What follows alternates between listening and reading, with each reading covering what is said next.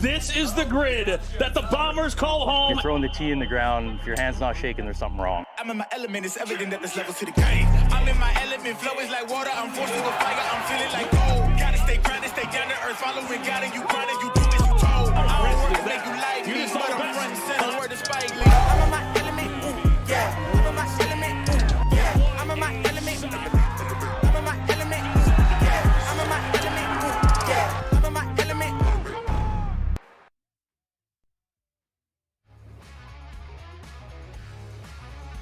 Ladies and gentlemen, we are live at the home of Long Drive in Mesquite, Nevada. 64 men have entered battle, 16 have survived. This is the round robin of 16.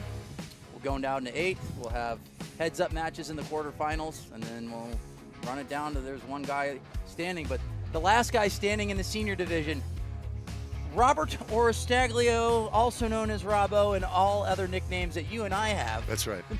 We won't say on this telecast. We'll skip that for this telecast. But we just said to Robbo, and we said it last night at dinner, you keep putting yourself in finals, eventually you're going to win one. Going up against Gavin the first tournament, Eddie the second tournament, Eddie the third tournament. Congratulations on your win. I'd like to shake your hand. How are you feeling? I feel amazing. I'm still feeling a little bit surreal that I was able to go out there and put it together and hit as well as I did in the quarter, semis, and finals, and squeeze through with the last ball in one of the sets. I don't even remember which one it was. It might have been the quarterfinals. Yeah, it was the quarterfinals. You ended up going 400 yards. But, yes. And you had a journey getting here. You just came from Ireland. I did. 15 hours to get here. I did, yes. I was in Scotland and Ireland for a couple weeks playing golf with my dad, my best friend, and his dad. We played some of the best courses in the world. We played sort of the trifecta of open courses. We played Royal Portrush, we played Royal Troon, and then we played the Ailsa course at Trump Turnberry, and we just had the greatest experience at every single one of them. The staff, everybody was just amazing. And then when I flew back, I was, jet lagged isn't a good word to describe it. As a senior, it's a little bit more difficult to get your hips going again when you get off the plane after sitting for 15 hours. So. Yeah, well, you got them moving. I got lucky, yeah. Enough to take home the win. Absolutely. And I'm psyched about that. I'm really excited to see how these guys do in this event, too. Yeah, we got 3 of the fastest dudes on the planet, Kyle Berkshire, Reagan, Greg Null, Bryce Plank, and Seb Twiddell going. Really want to see how Seb handles the top 16 in the round of 64, round of 32. Very composed, 215 to 220, and then started stepping on the gas later on in the round of 32. He ended up sweeping the field. He got all wins. Kyle ended up taking second with 900 points in that set. But, Greg Null, I just want to start seeing balls in play right now. The wind it's downwind. Yeah, a little bit. Not too much. bad. Not We too talked crazy. about earlier while we were watching you guys in the senior division of how there's a lot that the open division can learn from you guys. And I think one of those things is composure. You knew what you had to get done. You kept your composure, and you stayed in your game. Oftentimes we see a lot of guys know that they have to do something, try and put together a game that's not theirs. You said it great right there. When I was their age going through the first couple years I competed in this, I was always trying to set a record with every swing that I took. Now that I'm a little bit more experienced, maybe wiser if you want to call it that, but I'm able to execute what I need to get done in order to move forward, and I've done that this year so far, and I'm really happy about it. I wanted to ask you two how you think the speed wars that 3 of the guys on the tee box have been competing in for the last couple weeks, how that's going to affect their performance today. They've slowed down. They've throttled back. I mean, right now it's important to get balls in play. Every single set counts. I mean, we've seen guys lose by 25 points, 50 points, and getting balls in play is critical, Because right now these guys are going to press a little bit just because you're going up against the fastest dudes in the world. So, Kyle Berkshire with a big sweeping hook here down that left side. If that one stays in play, that should be okay. 221 ball. A lot of movement, though. A lot of movement. That's over a 40-yard draw. So, yeah, I think we heard it best from Kyle and Seb and a lot of the guys that have been in here today that have been part of that speed war is that speed's great, but as you well know, put a ball in play. You got to put a ball in play. Absolutely. To hold Seb that Twiddell trophy. with a bullet right down the middle. 221.9, 10-degree launch, 165 in the air. The carry's 392. This is going to be a big ball from Seb because the wind has shifted. This is more downwind right now. And we talked about one of the shots that you hit. The one that you ended up advancing in the semifinals, you didn't even hit it good. You hit it 196, but you hit a high toe ball, and that high toe ball lowers the spin, and that ball stayed in the air a lot longer, and you end up hitting it close to 400 yards. So, and we saw that yesterday with Martin Borgmeyer. We hit a little slight of a miss hit with 207, and it went 435. So, with that being said, what changes did you make over the last couple years to be able to be more accurate? Because I know that you were kind of, like you said, an all or nothing kind of guy, and here you are getting a lot more accurate as time goes on. My focus now is on executing a specific shot, and I listen to the things that we've talked about and you've said over the last couple months, but several years, where I have to hit a specific shot at a specific time in order to have the best result. And when I'm competing, especially as a senior against guys like Eddie and Jeff, I know that I have to hit almost the best ball to get it close to them or hit it past them. It has to be the shot shape that I need, not because when I hit my fastest ball the first volume Mesquite, volume 1, it didn't win. It was 210 or 212, whatever it was, and it just didn't have the distance because the launch was so low. Yeah, and I remember it was a little bit of a pull, but Seb takes down the set at 424. Berkshire gets in his 5th ball at 416. Verplank 410, no marks from Ryan Gregnall. Seb has won the last 6 sets today, looking good, and he went 424 twice. And we talked about it. When you're going up against someone like Eddie Fernandez, like, I mean, we're math guys. I feel like I'm semi-smart, like, you know, a tenth as smart as you, but like, what's the point of trying to go 210 if you're really much better at 205, 206? What's your mindset going up against a guy that you know Eddie Fernandez is going to go 220, and if he center punches this golf ball, more than likely he's going to beat me? Like, what's that? Do you even have the mindset? It was like, I don't even care. I'm just going to hit. No, so you actually mentioned it right there. The first volume 1 when we were out here a few weeks ago, I knew that I had to put 100% into it in order to have a shot against Gavin, which is why I ended up pulling the ball left 5 out of 6 shots. And then when I was in Hope Sound against Eddie, I knew that I had to put 100% into it to come close, which made it a little bit more difficult. Today, I noticed that all of us are, you know, whether it's human or whatever, we make mistakes. Everybody still has to put a ball in play in order to advance. So my thought process today was just execute the shot, put it in play, and make the other guys win. Make the other guys beat you. Josh Koch, Brandon Flynn, Sam Judah, Jeremy Nowak. Koch with a bullet on his first ball at 420. Sam Judah 410. Sam Judah looked really good today. No movement on his golf ball right now. A slight miss hit for Sam Judah at 209. And he was a guy that's in and around 220 ball speed the entire tournament. Brandon Flynn with a nice ball down the left side, a little cut. Jeremy Nowak with a little cut right down the left side as well. That was a couple good balls right there for every guy. We're going to see 400-yard drives from every single hitter on this tee box currently. Without a doubt. Koch still in the lead at 420. Sam Judah at 415. Jeremy Nowak at 413. Brandon Flynn 410. Koch looks good. He looks really good. He's in a rhythm right now. Rob, you know, we talked a little bit about how you've beaten both Cancer and today Eddie. Yeah. Yes. But can you take us through of what it's like to be hitting for something bigger than yourself now? What does that look like being out there and having a little bit more emotion as you're on the grid? Well, I think today I actually had the least display of emotion I've had so far this year. The first and second events, when I hit a great ball, I would turn around and yell, and I would get really pumped up. And today I just think I was a little bit more focused. And like you said, playing for something bigger than myself, the biggest challenge, the most rewarding thing and the most difficult thing in my life so far is being a dad. Yeah. So, you know, cancer's a drop in the proverbial bucket compared to being a father to 2 little ones and then 2 guys in their 20s as well. So this is something that I just look at, and I mentioned it in the interview I just did outside the booth. The way I do anything is the way I do everything. So I want to just lead by example and set a good one by putting everything I have into it. And that's how I've been able to do this today. I'm pretty sure they were all watching, super excited and proud. Yeah, it's Sam Judah right now. Still has a couple numbers that we're working on. I feel like that 4th and 5th ball were bombs from him. So, but yeah, Rob, I just, you know, we talked about it at the end, you know, interviewing you. If we start talking about cancer, you and I are crying. Absolutely. There's no doubt. No, we're But done. Now that we've got through it, Yes. you know. Yes. Now that we've settled down a little bit. What was that process like? I mean, you know, you can talk about your brother. You don't have to talk about your brother. You can talk about yourself. I mean, just. It's something that you get the phone call from your doc, and you know, you have cancer, and it's like, I'm sorry, do you have the right guy? Are you sure? Are you sure we're having the same conversation here, doc? I am healthy. I feel great, and it's no, you have cancer. Cool. It's a very difficult thing to look yourself in the mirror at the end of the day and go, you have to get through this for more than one reason.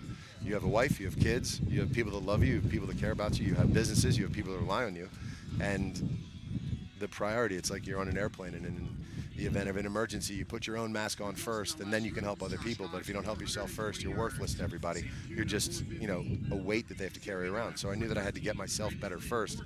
And whether it's I eat pretty healthy to begin with, but change my diet to eat even more clean, move a little bit more towards a plant-based diet, and then my workouts I had to dial in a little bit more, become a little more focused, and spend more time recovering. So all the different recovery modalities, whether it's jumping in Lake Whitefish. We did a fundraiser for Special Olympics, and they cut a huge hole out of the ice in the lake, and you jump in and you swim out. Things like that just give you motivation and something to look forward to, and something I don't want to say live for, but something to really push yourself to live better. Well, Rob, I know a lot about you, but I'm so fucking proud of you. Pardon me, cut that. Gosh darn it. My first one of the year. Oh, my I'm goodness. proud of you, buddy. I'm Thank sorry, you. and I apologize for everybody that's tuning in. I've had 30 hours of whatever, but I'm proud of him. This is one of my best friends who actually who married me. He was my fake pastor. I was. Wow. And once I was again, the officiant apologize in your for wedding that. ceremony, and it was an incredible experience. I'm so. proud of you. Thank you. I appreciate and I that. apologize to anybody that's tuning in right now. It's my hard first not one to in 2 listen to years. you and hear you talk without being emotional or slip up Yep. and how excited and all the feels. Can't wait to listen to the broadcast later, but with Bobby, it's something I know that he and we have a great time wherever we are. We joke around a lot, and sometimes, I don't want to say the emotion gets the better, but we get so involved with how we feel, he just let it out a little bit. And, Bono was guilty of that when he received a Grammy. Bryson Dropped an DeChambeau F-bomb, and now Rob Boris-Daglio is giving me and making me say have a potty mouth. But all right, so let's get back to the action. Good Rob, company. thanks for your time. Thanks so Pleasure, much Bobby. for Thank joining you. us. Thanks so much. Yeah, All right. congratulations. All right, so Seb Twiddell and Josh Koch take down the first set at 200 points. Kyle Berkshire at 100. Sam Judah at 100. Colton Casto getting a ball out on the grid right now at 390s is a good start. Bobby Ray has had a great. Yeah, Sean Tildrer from GF Sports and Entertainment. Yeah, that's a good. Yeah, I said he's my boy, and I'm proud of him. It's hard not to get emotional. It's okay. It's It's just okay to be emotional. I mean, I know it's on YouTube, which I say can't get in too much trouble there, but I've known Rob for a long time. Yeah. And it was tough. His brother passed away of cancer, so had a brain tumor. And once I can gather my composure here, we were doing an event, and the owner of Home Depot was giving a talk to the 1% of the 1%. And he's like, if you guys have any questions, raise your hand. Rob stands up, and I'm like, dude, sit down. He's like, I got this. And he's talking to the owner of Home Depot, and he goes, because of you, my brother got to work at Home Depot for a long time before he passed away. So it's just, sorry once again for the F-bomb, but I'm really proud of him. And I said we weren't going to cry today, but I did it. So, Rob, it's your fault. But that's a good dude, and I'm really proud of him. Back to the action, Zach Holden takes it down 426. Yeah. It's a family out here. And, It is. And you guys have been through a lot. And obviously he was the fake pastor at your wedding. It was. I mean, and that so was y'all funny. seen each other through It's- a lot of different things, and to be here for a victory, there's nothing that beats that after everything. Zach Colton takes down the set 426. Colton Casto 424. Bobby Ray 411. Naoto Masumi 405. So I haven't composed now, but I figured that was going to happen out on the tee box when I was interviewing him, but I just didn't want to take that route. Like when we're out there, he just won. He's excited, but it's just crazy. Life is very special. So, like I said, someone special to me. My mother, it's her birthday today. Happy 74th birthday, Mom. Happy 74 years young. birthday. So, All right, we've got a good group coming up here. Andrew Agner, Sean Johnson, Justin James. it was nice And to see Mark Seb Twiddell start Stella. off with a win right there. I Yeah. mean, he's the one thing that we were concerned about is just like, is he going to go back to the old habits per se and try to really, get after it and swing hard and hit those big old left to rights? But he really put a ball kept in his play. composure. Absolutely. So, Justin James, Sean Johnson, Mark Costello, Andrew Eiger.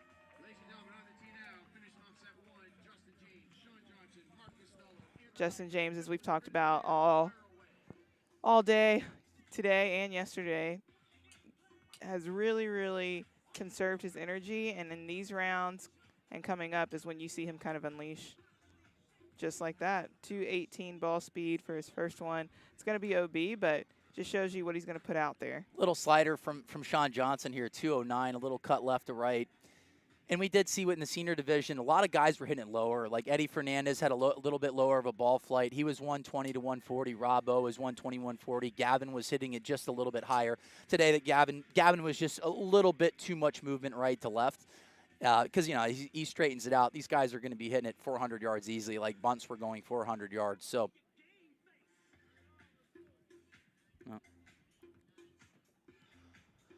but JJ here in slot number 1, still working on a number. Costello at 426. JJ right down the middle, 221. Looked like he had a little bit higher of a launch on that last ball, 224. Wow. And this is what we talked about with Justin. He is a master of conserving energy, and here he is going 224. That's the fastest ball I've seen him hit in this tournament. And you can tell he's been working on his height. Yeah. There's anything that we can take from the last few sets is that he's putting some height on the ball and he's speeding it up. Mark Costello, 426. Justin James, 420. Sean Johnson, 394. Andrew Eigner still working on a number. Yeah, but Andrew hit a lot of balls. Ended up competing in the amateur division, finished runner-up. And, here he is still just putting balls in play, putting numbers on the board. Him and Sean Johnson are both tied at 394, tied for third. If they do tie for third, which not now, and Sean Johnson's at 399. Waiting to see Justin James' 4th ball because that was a really big ball. I wonder if that stayed in. Sean Johnson starting to pick up the heat here at 218-mile-per-hour rocket. Look at this left to right. How much movement is it left to right? That is the question. If you're looking at Sean Johnson, who's keyed in right now, the flags are going left to right. If this one stays in play, this one should be a much better ball than 399. And I would say the wind's probably about 12 miles per hour. Yeah. Down more than anything, a little left to right. I like Sean Johnson's 5th golf ball. Justin James. Kerry says it's at 400. But Mark Costello currently 4 out of 5 balls in play. I like seeing that. Okay, we still have some numbers that are out there, but we will finalize those when we come back.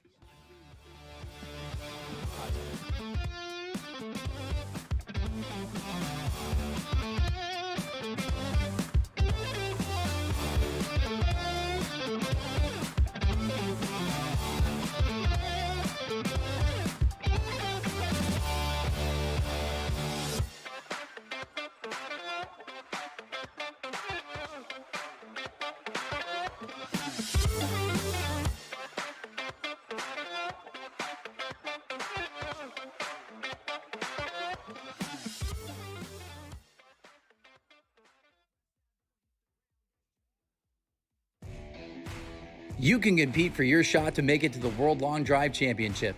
With a $25 community membership, you'll get the opportunity to join a local qualifier in your area in hopes of advancing to regionals, a 10% discount on merchandise, and insider access to pre-sales and registrations in the newsletter. Join now at worldlongdrive.com.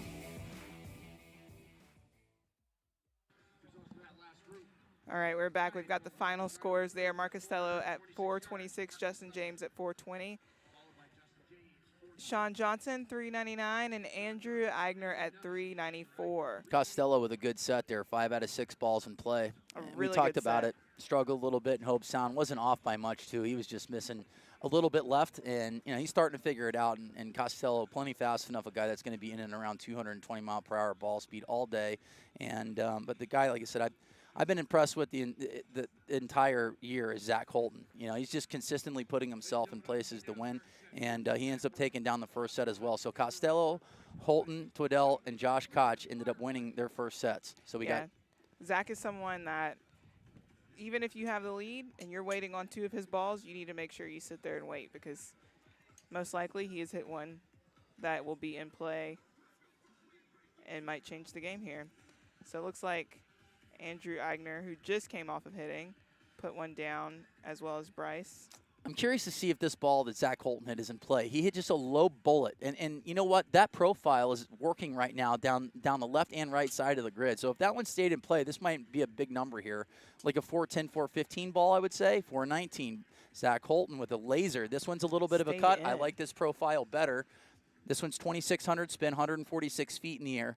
I think it really just comes down to landing angles right now, because I feel like the grid is giving it up right now down the left and right side. They're going to get some rollout, and these guys were able to watch some of the senior competitors hit, and guys like Robbo and Eddie were hitting it low. You know, they were hitting it 120, 140 feet, and they were getting really good results from it. We'll see the difference here with Vice Verplet, because he hit around, on that second ball, around the same speed, just a lot higher. His ball went 394, whereas Zach Holton's went 419, 402.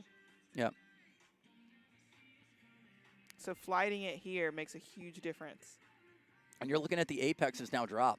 I mean, so these guys, like I said, the beauty of having this live is they're able to make these changes on the fly. So they can make some changes after the first set. Yeah. See, Andrew's just taking a little bit too much real estate left to right. I feel like this does benefit a lefty. And you know what? He's not getting tired. He's still plugging around at 208 mile per hour ball speed. So the professional amateur still in the top 16. Without a doubt. And a huge thank you to our volunteers. We have some volunteers that are based here in Mesquite and the surrounding areas that are helping to capture these numbers and let the players know where they're at, what numbers they need to be looking at, as well as volunteers down there with the balls. Josh Koch, 394, tied with Bryce for Plank.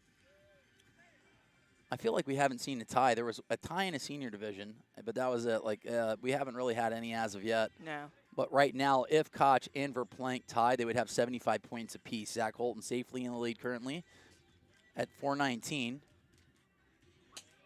Koch with a slider, 217. Not sure if this one's going to stay in play or not. This one looks like it's drifting out or right. We'll see if Josh Koch's final ball stayed in. Again, we want to thank GF Sports for acquiring World Long Drive, giving us the opportunity to have 11 stops this year. We'll have over 50 hours on Golf Channel, as well as hosting the World Championship in Atlanta, the Peach State. You said it was, what, 10 minutes from your house? It's 10 minutes from where I live. So Is the ground going to be hard? Are we going to get some rollout? It depends. You're not sure? It depends how the weather is. You never know in Atlanta. But I think the grid's going to be beautiful. It's going to be hosted at Bobby Jones Golf Course. 419, it's underlined, and still waiting on Vice or Plank. But Zach Holton, if he takes 2 wins, will put himself again in a Final 8. And we'll say it once again, you keep putting yourself in Final 8, you're going to win one of them. And that was, same thing with Robbo, who was just sitting in the booth. Bryce or Plank ends up taking second place currently, 402. But, Robbo just kept getting into quarterfinals, those heads-up matches, and hit good enough balls to finally go head-to-head against, two titans in the sport of lawn drive in the senior division and even in the open division. I mean, those guys are so good, so talented, and, being Eddie Fernandez and Jeff Gavin. And Rob got the win today.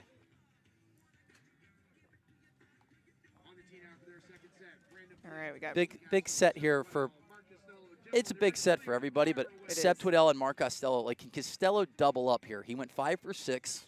We know that he's had some struggles from time to time keeping balls in play, but if Costello can just keep hitting 2, 3, 4 balls in play, he doesn't miss the center of the club face. He puts up 217, 220 ball all day when he's hitting it center of the face.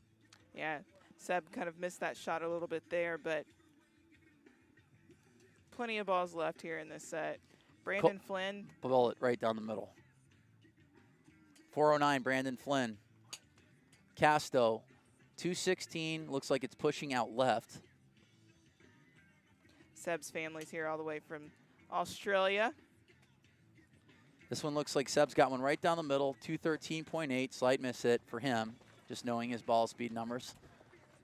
He ended up topping out at 227, I believe. That's his fastest ball speed of the tournament.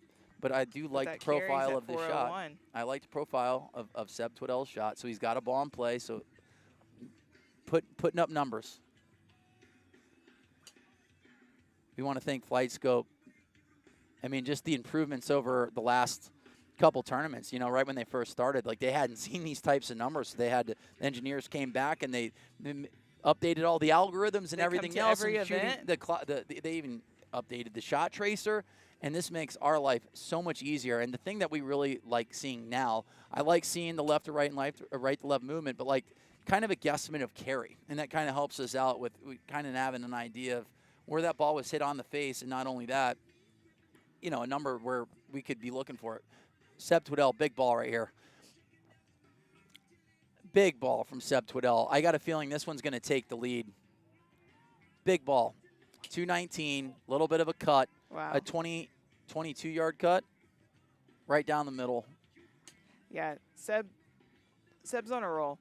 224, look at the height, 1,700 spin, launched it at 15. How high did he hit it? 248. That's a really high golf ball. And we've seen golf balls that go over 220 that don't go as far. No. We've seen it kind of fall out of the sky. Kind of all carry there.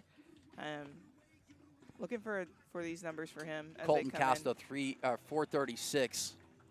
Seb climbing the ladder. We're getting a gust of wind right here as well. Well, Colton Casto, 436. Right Currently, Brandon Flynn, 5 out of 6 in play. Wow, Brandon went and made a lot of adjustments. I mean, always he's going to be someone that's in the grid. Struggled a little bit with that earlier this morning, but he's back into his usual rhythm. Colton Casto in the lead right now at 436, but we're still waiting on numbers from Seb Twiddell. The last one said he carried it 421.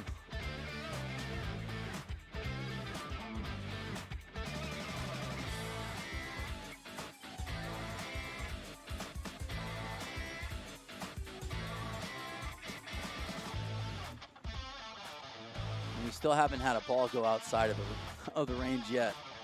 Not Kyle was yet. close. It was a 464 ball. Close, Wasn't close. sure if it was in or out, but Kyle did hit one 464 yards yesterday. We've got one of Seb's balls in right now at 429, so he will take second place, Worst case scenario, they still haven't. but still looking for 2 other numbers. Yeah, that last ball, 440 yards. Seb Twiddell takes down the set at 440. He's got 400 points. Casto's 436. 440. Yep. Wow. All right. Well, we will see you guys right after this break. Competition is getting better and better, and so I need to as well to keep up with everybody else. So it's just going to be competing in as many tournaments as possible, trying to win as much as possible, and just have that confidence going into the World Championship that I can take home. I'm not the fastest guy out here, but I'm one of the most consistent. So I'm always concerned about having quality strikes. Tempo is key for me. If I can have good tempo, I'm going to put a lot of good golf balls in play. Great profile there by Brandon Flynn. Served our country. Thank you for his service, and thank you for also showing your talents here on the grid, as he has been hitting some bombs here recently. The stands are starting to fill up. We see some players. I see Martin Borgmeyer out there actually taking photographs. Now getting ready for his tournament in Germany here in 2 weeks from now. Got a good group of guys from the States that are flying out, and then guys that you haven't seen from Europe, participate yet in a World Long Drive event. But there are some really, really good hitters in Europe. Yeah. Joe Miller, James Tate, Brian Roberts, Jordan Brooks, Emil Rosberg. Some of the guys that we will see here later this year as well, especially for the World Championships. Thanks a lot to DF Sports for making sure that this stays a global tour with a lot of sanctioned events over there in Europe, Japan, Singapore, Thailand, anywhere and everywhere. There is Long Drive. Ryan Gregnall, Justin James, Jeremy Nowak, Bobby Ray. We have Seb Twiddell and Zach Holton, who have finished 2 sets that both have wins across the board, so they both have 400 points. Costello at 250, Josh Koch at 250. Colton Casto at 200. This is a great time for Gregnall to make sure that he gets a win. I like slot number 1 for Gregnall. I really do. He just needs to make just a slight adjustment. We talked about him earlier today in the top 32. Once he finds his swing, he hits a lot of balls in play, and he hits them straight. Yeah. And he hits them long. And he's really fast. So slot number 1, Ryan Gregnall, the 2017 World Champion Justin James, the professional baseball player Jeremy Nowak, and we got Bobby Ray. I don't know what his profession is. Professional stud. Yeah. But all of them putting up some good balls. We'll see if Jeremy's ball stays in. Ryan Gregnall putting one at 218, 373 yards carry. It says that it didn't stay in. Justin James says that his didn't say him either, but it was really close. The wind's starting to pick up a little bit if you can't hear it in our mics here. Yeah, JJ, 218, 2,600 spin, 238 feet in the air. And you talked about it last set with Justin James. It looks like he's trying to hit it slightly higher. That might be a good ball right there from JJ. We did see 224 in the first set from him. It's 396, so a little bit of a miss hit for JJ. I mean, he's really trying to launch it here. He is. 16.7 launched, 223. Spun it at 2,300. That one came out of the sky a little fast. But Bobby Ray putting on a show here. He's in that fourth slot, which is kind of difficult, and putting balls in play. 395 right now. Justin James at 396. Still looking for some numbers from Jeremy and Ryan. I like the launch better on JJ's next ball right here. 218, 211 feet, it's lower. I like this ball significantly better. But look at the carry distance, 378. So maybe he's hitting it. I don't know, maybe he's hitting a little thin. I don't know. Those look pretty good.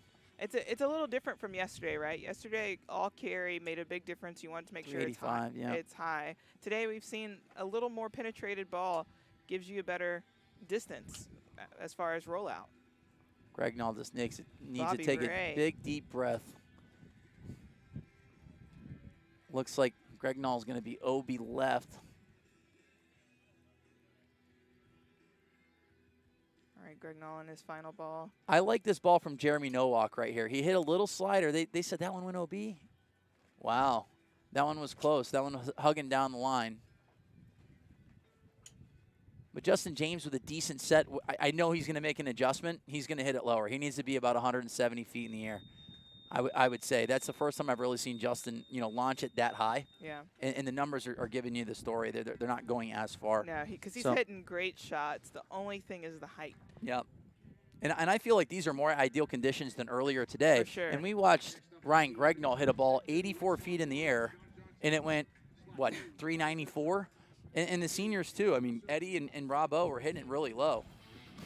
And they were going 400 plus. So Gregnall going 0 for 6 again. The good news is with Gregnall, he can come out and win. He can win the next 3 sets and have 600 points. Justin James takes down the set. JJ takes down the set at 396. Bobby Ray 395. Jeremy Nowak 366. And Ryan Gregnall with an OB set. Justin James with 300 points after 2 sets. Sean Johnson, Kyle Berkshire, Naoto Masumi, Sam Judah will round off set number 2. We're live in Mesquite, Nevada. Home. World Long Drive, Volume 2 in Mesquite. Martin Borgmeyer ended up taking down the first tournament here this year. Waiting to see who's going to take down the second. If this is Volume 2, right? So what would be the title of this event if it were a book? The sequel. It's a good question. I'm normally pretty witty with stuff like this. I have to think about it. All right. I'll check back a little bit I later. didn't read books. I was more of a okay, picture guy. movie. I don't know. Guy. All right, the pitcher would be the Mesa, top of the Mesa. Sam Judah. All right, so Sam Judah here in slot number 4. Berkshire. This one's fighting down that right side. If this one stays in play, I like the profile of the ball. 158 feet in the air. Let's look at Kyle's ball, because right now I feel like 158 is a good height on this golf ball. Not much movement. He rode the wind, carried 386. Sam Judah, 405. Kyle Berkshire with his 3rd ball in play, it looks like. Martin taking some photos. Sam Judah, who just hit a really great shot there. Hopefully that ball stays in, but having a little bit too much movement. So Berkshire on his next ball, which we're keying in right now, 225.3, a little bit of a draw. Still waiting on a number from Sean Johnson, Naoto Masumi. Sean Johnson here in slot number 1. Naoto Masumi put that ball way in the air. Berkshire in the lead currently at 419, so his third ball was in play.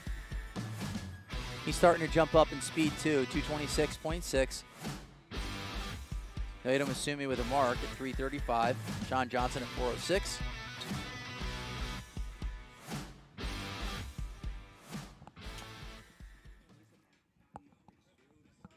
All right. And a 218 ball right here from Sam Judah. Let's see if this one stays in play. 140 feet in the air.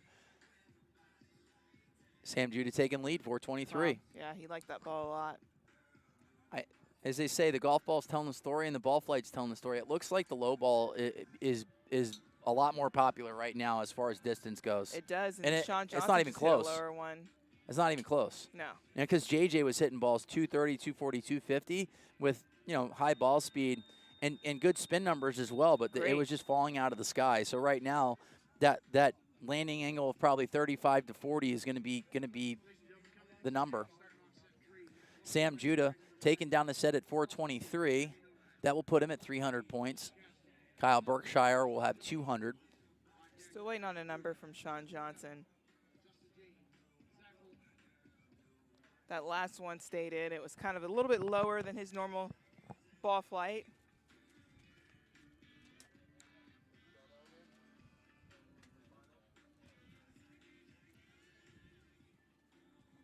So Seb Twiddell, after 2 sets, has the longest ball at 440 yards. Right behind him is Colton Castro at 436.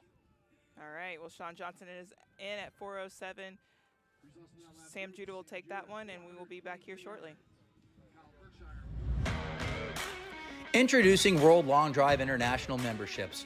World Long Drive welcomes all of their international affiliates as part of the World Long Drive family. With an international membership, our worldwide competitors now have the ability to compete in internationally sanctioned World Long Drive events, the ability to earn world ranking points, plus all of the great community membership benefits. Sign up for an international membership today at worldlongdrive.com. All pro memberships include the ability to compete in international World Long Drive sanctioned events. Learn more at worldlongdrive.com.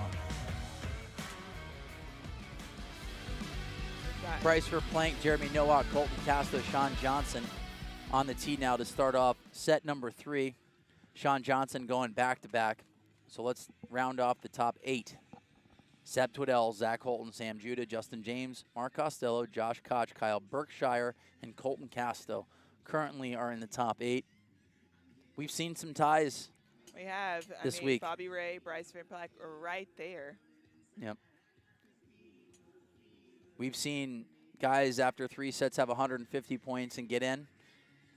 I mean, even Andrew Eigner, he's at 50 points right now, but he had a couple OB sets yesterday and still got in with a win or two and a second place.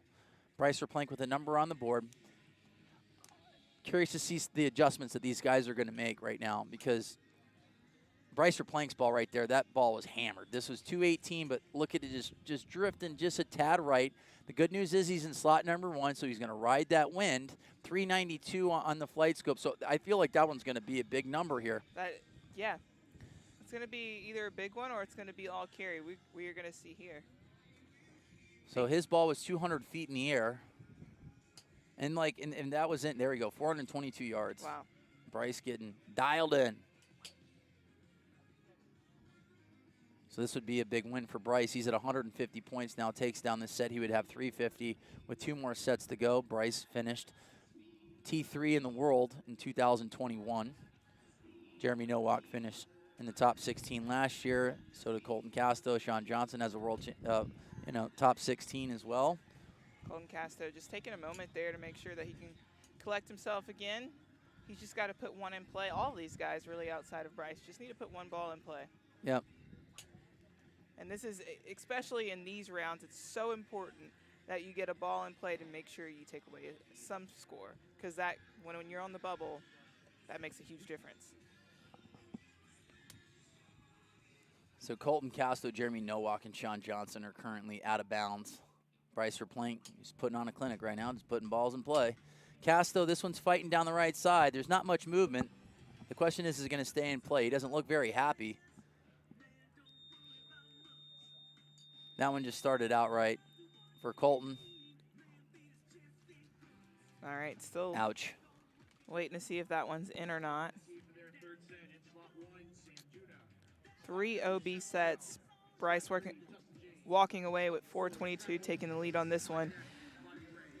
This might make a big, big difference when we finish here. Yeah, it makes guys like, you know, I mean, that have 200 points right now makes it a lot easier for them. So, like, you know, focusing right now in the round of 16, you have guys that are eerily similar in ball speed and talent. Yeah. And these OB sets are really tough because 25 points really, truly matters. It does. Even if you hit it 310. And the wind shifted a little bit straight left to right. And that's the hardest wind in long drive, is that hard left to right. And right now it is more of, I feel like it's more of a west wind and then a southwest wind. But you know, the guy that I've been really impressed with this entire tournament, and even last tournament, is Sam Judah. Sam is hitting balls dead straight. I mean, he's hitting a little cut. So, and I said it earlier, like he's a guy that I don't worry about anymore going OB. I mean, he's just putting on a stripe show. And he's hitting it low. He's just hitting his ball. And honestly, right now, the low ball like benefits Sam Judah. It does. It really does. That was a miss hit from him right there. As we always jokingly say, that one went off the hosel for him. 196 miss hit from Sam Judah, but it's in play. Maybe it is, maybe it isn't. I think it's in play. All right, we already see Justin James making a little bit of a change in his height. Yeah, that was a 10 launch. Fighting down the right side, Sam Judah, 216, 7.5. We got a 223 ball from Seb Twiddell. Seb is looking dialed in. The question is he going to stay like this in the final 8? Because if he takes down this set, he's going to have 600 points. You know, he's been so consistent all day. I can't think of him switching it up, even if his nerves get to him. I think he's learning how to control it. Yep. Seb Twiddell, 409. Looking forward to seeing with Sam Judah's third ball. Oh, it was OB. I didn't think that would have been OB. Say there's a little misses though. You know, you're not seeing these big dispersion misses. That was just a pull for Sam. Yeah. That was just a pull. That was a 12-yard draw. Boom, Sam Judah, but it's still a miss at 197. Stay in there. So missing the center of the face right now. Zach Colton at 402. Justin James still working on a mark, hitting a little cut. And this is what we saw yesterday when we saw more OB sets, is how much the wind really affects the ball. Sam Judah had that ball is in, so he's on the board. Was a miss hit, so it was 392. Ooh, but Sam Judah with a big ball here, but I don't like. If you're looking at guys like Justin James's ball flight, you know, thanks again to Flight Scope, you're seeing these guys ball. It looks straight, but when it gets up in that wind, it is pushing it it's hard, moving hard. Hard right.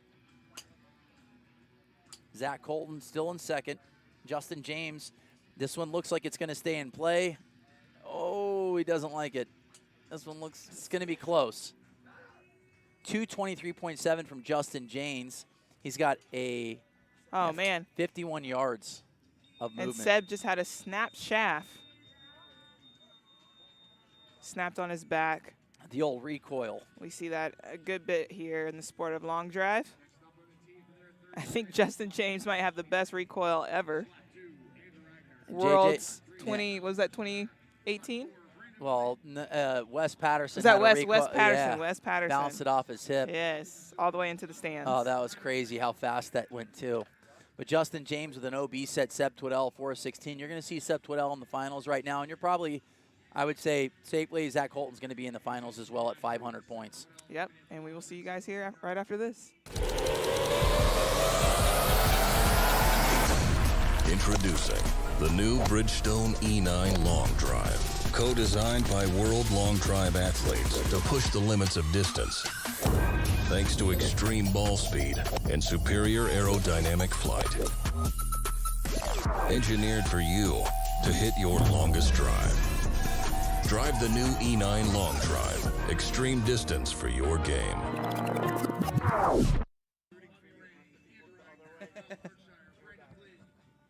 And we're back. We've got Bobby Ray, Andrew Eigner, Kyle Berkshire, and Brandon Flynn here on the tee. This is going to be a big one for Brandon. Brandon Flynn with 50 points. A win would put him at 250. Kyle Berkshire here, if he takes down a win, would put him at 400 points. Let's take a look at Kyle. Low. Oh, wow. Low laser, 212. But look at it pushing just a little right. This one looks like it's going to be in play for Kyle. 123 feet in the air, 371. Andrew Eigner on the board at 380. Bobby Ray putting a lot of balls in play, and really been impressed with him. I feel like the speed numbers are off a little bit in slot number 1. Just a smidgen, whether the thing got kicked or a little bit. Because we're like seeing like 190s from Sam Judah and Bobby, unless so it was that big of a miss it. But you know what? It said he went 304, so maybe he did miss it. Yeah, when the wind is like this, it's kind of hard to mentally aim out of bounds to let it sling back inbounds. Yeah. Big ball here from Bobby Ray. 210, no movement. Look at that wind just push it just a little bit, but that's a slider down that middle to right side of the grid. Good ball from Bobby Ray. Not much on the carry there. Brandon Flynn in lead currently at 381. Andrew Eigner at 380. Bobby Ray definitely has a ball in play. Kyle needs to just regroup here, take a big old deep breath. Yeah. Reset your sights. Brandon's just got to start that ball a little bit more left.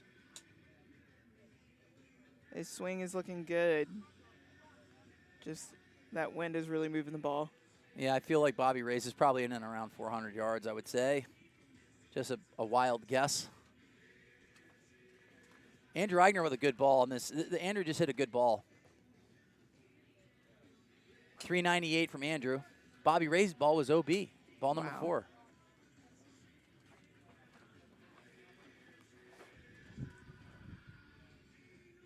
He's trying to get his numbers. This one's fighting down the right side with Kyle as well. Look at that. Carried it 400 yards. Kyle just needs to keep one in play here. That one carried. That's the farthest carry I've seen so far in the last like 15 minutes, 20 minutes. Bobby Ray with a laser. Is this one going to stay in play? Look at on lights with low. Watch that ball just push hard. I mean, same with Brandon Flynn if you're watching him right now as well. He hit a beautiful shot, and that wind just took it.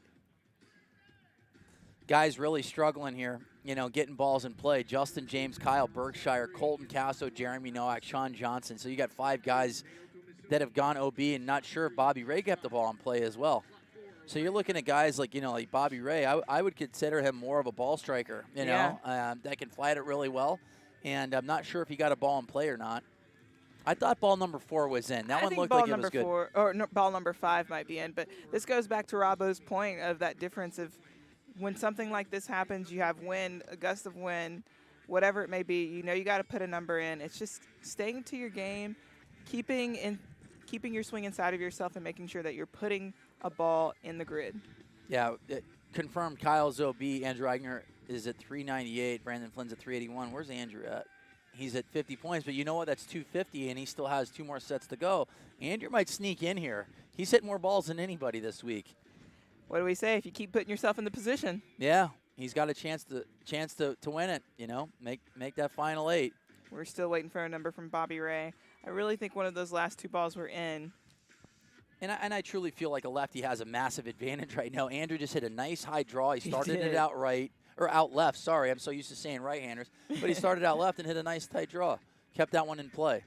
Still working on a number for Bobby Ray. Definitely doesn't scare him to aim a little bit outside. Yeah. But these conditions are tough. Left to right is very, very difficult. I know there was one time in Atlantic City. We don't need to name the names, but it took like 50-something balls for the guys to finally get in. It was a quarterfinal heads-up match. I think it was like maybe 8. It was impossible. It was like 35 miles per hour, just like right across. Like I don't know if that was the semifinals or what, but they went 8 rounds back to back, tied at on OB. the 54th ball, it finally went in. Someone just hit a bunt out there and got it in, but that is if they want to put who it was in the comment section, they can do it. The smallest grid that exists in the entire world. I think that's smaller than a racetrack. Yeah. One of my favorite places.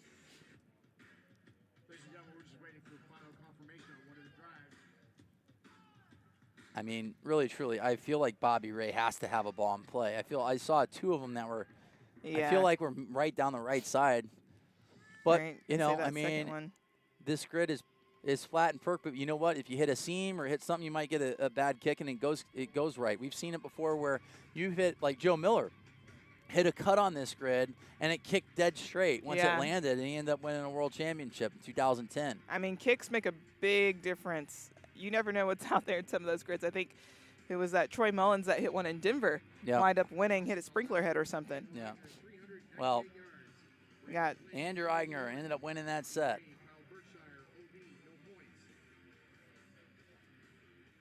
So the professional amateur takes down the set. Andrew Eigner now with 250 points. Andrew, you are no longer an amateur. You are a professional. Well, what I like seeing from him is he's staying within himself right now. He's not trying to overswing. Yeah. He's 206, 207, not trying to do too much, and he's riding the wind. Like I said, I'd love to be a left-hander in these conditions right now as well. So I like Mark Costello here in slot number 1 a lot.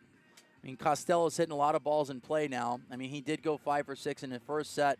He did take, here we go, Costello, 212. Is this one going to stay in play? It looks like it is. 158 feet in the air, 9.7 degree launch, 50 yards left to right, but it looks like he can do that. He can start it out left over the flags and ride that wind back in. I feel like Costello is going to have a nice mark here. Greg Null just needs to settle down. He's got 2 OB sets. He has plenty of speed to get in.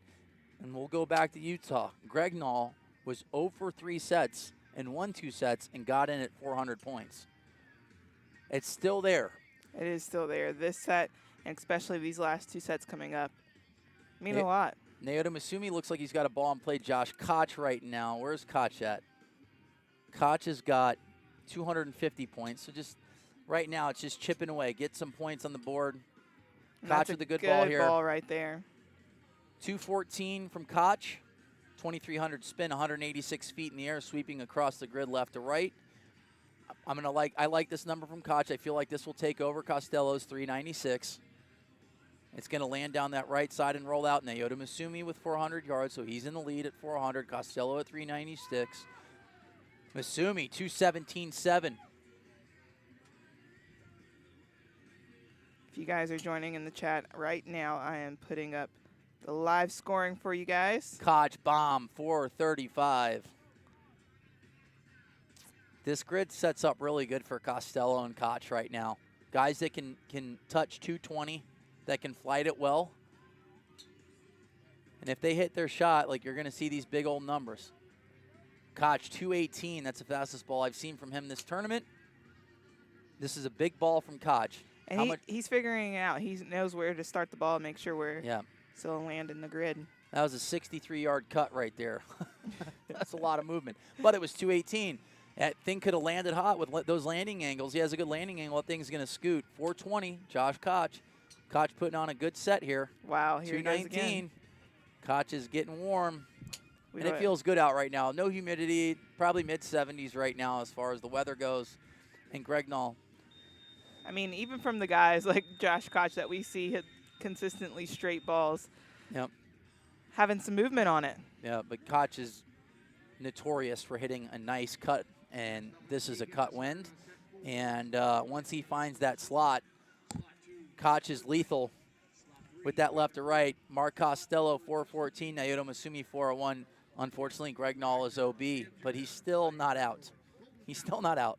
He has 0 points after 3 sets, but he can go win-win, fully capable of doing it. And he's in. He might sneak in at 400 points. A lot of OB sets. That would be really exciting to see. You know, and I know people that are tuning in right now are watching this, and they're seeing a lot of OB sets, but this wind is tough. This is a very, very tough grid, especially when you start getting into slots 3 and slots 4. And it really right now, this is a, I mean, it is a ball speed contest, but honestly for me, I feel it's like a height contest. Like they got to keep it under that. They got to get the ball on the ground. Keep it under the wind. I mean, if this is 55 yards wide, right now it's playing a smooth 30. It's tight.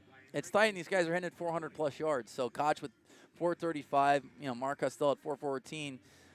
I'm looking at the scoreboard right now after 3 sets. Seb Twiddell looks awesome. I mean, he really, truly does. It's like, can he keep it like this in the quarterfinals, semifinals, and finals? Because if he does, we might see Seb Twiddell expedite the process of getting a win. Yeah. You know, because, like, for me, I've been in this sport 17 years, and, you know, you see these guys like you know what? Ryan Winter is a perfect example. I feel like Seb Twiddell is more of like a Ryan Winter. Swings really hard, a lot of movement left to right, but Winter was so fast that he had that one tournament where he figured it out, and he figured it out at the World Championships. And right now, I feel like Seb Twiddell is learning a lot, and he is getting significantly better in this tournament. And if he can keep this pace, I mean, he's going to be a threat to win every single tournament that he's in. I mean, this is going to build a ton of confidence for him if he does take a win here. I mean, he and Matt Stubbs, two Aussies that are traveling everywhere around the world to make sure that they're playing in every event that is sanctioned with World Long Drive. Bobby, a question for you. Can he keep up this ball speed / club speed after breaking his shaft? Do you think that's something that Seb can do? I mean, I feel like he probably has 2 or 3 setups that are eerily similar. The good thing about a lot of these heads is that they're adjustable. I mean, it might be off a CPM or 2. Not sure, but I mean, I feel like he has very similar setup. So we'll see. We'll see. But yeah, when you start getting accustomed to a certain driver setup, it becomes like, whatever. It's like the baseball bat, your Billy Baru in golf, what have you, it's your go-to. So we'll see. I don't think it's going to make that much of a difference just because I bet you he has access to Plenty 6 to 8 shafts. with him, But if it is off by a gram or 2, a little different kick point, you go back to I say my golf shop, puring shafts. I mean, some people don't care. Some people do. You talk to manufacturers you don't have to do it. But when you pure that shaft, you know that it's in the strongest point, what have you, and you're going to have more than likely have the most consistency with that shaft at impact. So it could throw him off just a little bit. That's a great question as well. Justin James, 406 in the lead. Brandon Flynn, 387. Bryce for Plank. Bryce just needs to start hitting balls in play here. He's at 350. He's looking good. That he one can might easily stay in take play, the lead but here. we know he's got it in him for Naoto sure. Misumi with a laser. 218 right down the middle. Naoto Misumi with a big ball there. I like his ball. Ball number 4, slot number 1. Yeah, this 406, tied with Justin James. Reminds me a lot of Arizona had an event there where Phyllis Meddy hit again, broke her own record. I think she hit it 413 yards. But she knew how to flight it. Everyone was trying to hit it high. She flighted it down. She found the hot spot, had a massive kick, just rolled for days, and she was breaking her record back to back to back. And that's what these guys are figuring out how to do right now, is how to flight it, how to find those hot spots and get good kicks to let it roll. Justin James, 406, 408, 404. It looks like he's going to take down the set here at 408. Naoto Misumi at 406. Brandon Friend, 387. Bryce Plank without a mark to start off set number 4. Big win for Justin James. That'll put him at 500 points. I can confidently say that I feel 500 points is definitely going to get in with all these OB sets. Maybe not. You never know. Who knows? We'll see. We'll see. I don't know. I'm pulling for Ozzy.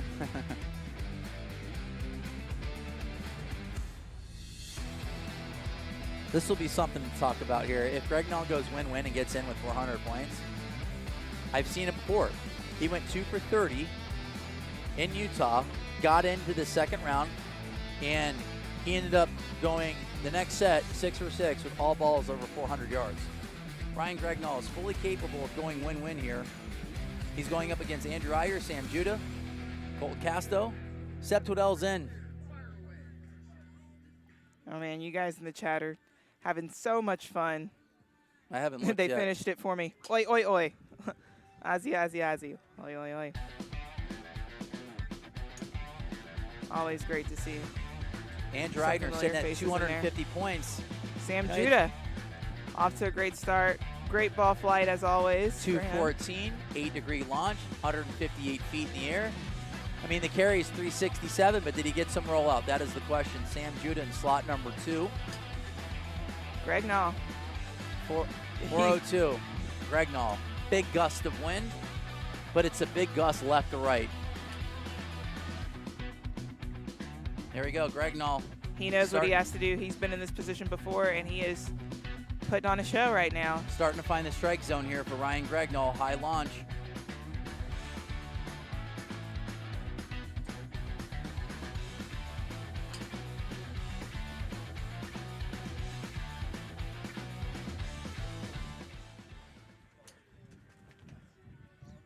Oh, man. Gregnell again with a big one. Just got to flight that down just a little bit more. Sam spun that one just a little bit here. I'm really liking this height of about 150, 160. I mean, even 140. We were watching Eddie Fernandez. He went 420 something. I think it was 429, and he was sitting at about 120, 130 feet in the air in an 8-9 degree launch. Colton Castro, 388. Ryan Gregnall, 402. Sam Judah, 392. Andrew Eigner at 382. I feel like Andrew has a huge advantage here. He's slower. He is slower than everybody, but if he hits a good ball here, I mean, I can see him putting up a 420 ball. I really, truly do. First slot, being a lefty. Yep. Just needs a little turn. Look at this, 207 from Andrew. Come on. Keep this one's turning fighting in. back. This one's going to hug down that left side. If Andrew keeps this one in play, this is a huge ball. Sam Judah takes the lead at 403. You can hear the crowd. It looks like Andrew's ball went OB. Or did it? This might be his last ball. Can't tell. Yeah, that was his last ball. So ball number 5, Andrew Eigner. We're looking at that one. I feel like that was a huge drive. That one stayed in the air a really long time, and he rode that win, being left-handed. Oh, Gregnall put a good one on there, just a little high. We'll see if that one stays in and goes long. A lot of spin there. Still waiting on ball number 5 from Andrew. I'm going to say I feel like Andrew hit it farther than 405. That went OB. He hugged it right down that left side the whole time. Ryan Yep. takes the lead on this at 405. Halfway to what he's got to do to make it into the top. He might get in. And there he goes, 4 for 6. He put his back against the wall. There he goes. He goes 4 for 6. Man, that Andrew Eigner 5th ball was so close, and that was a 207 ball. And tip of the cap to him. That's showing his stamina. I mean, he's moving it right now. I would love to just know what that number was, just out of curiosity. Even if it was OB. Me too. Sam Judah on his last ball. Let's see. It's still not over yet. They're working on a last ball from Sam Judah. Still isn't underlined as of yet. 4:14. Sam Judah takes down the set. Oh my goodness. Sam Judah is in. Sam will have 550 points, so you'll see him in the finals, which I would say mathematically, Gregnall, he's not technically out. He's not technically out. Look at this. Andrew Eigner's at 275. So right now, 400's got to be in. I mean, it's got to be. Looking at all these guys. I mean, this is a huge set right here. Guys without 100 points still have a chance to get in. Berkshire is at 200. Seb Twiddell is in. Bobby Ray has to win. Sean Johnson. Sean Johnson's at 100 points. He just really needs to get a ball in play more than anything. Josh Koch at 450. He's safely in. He just needs to hit a ball in play. Koch just needs to hit a little bunt here.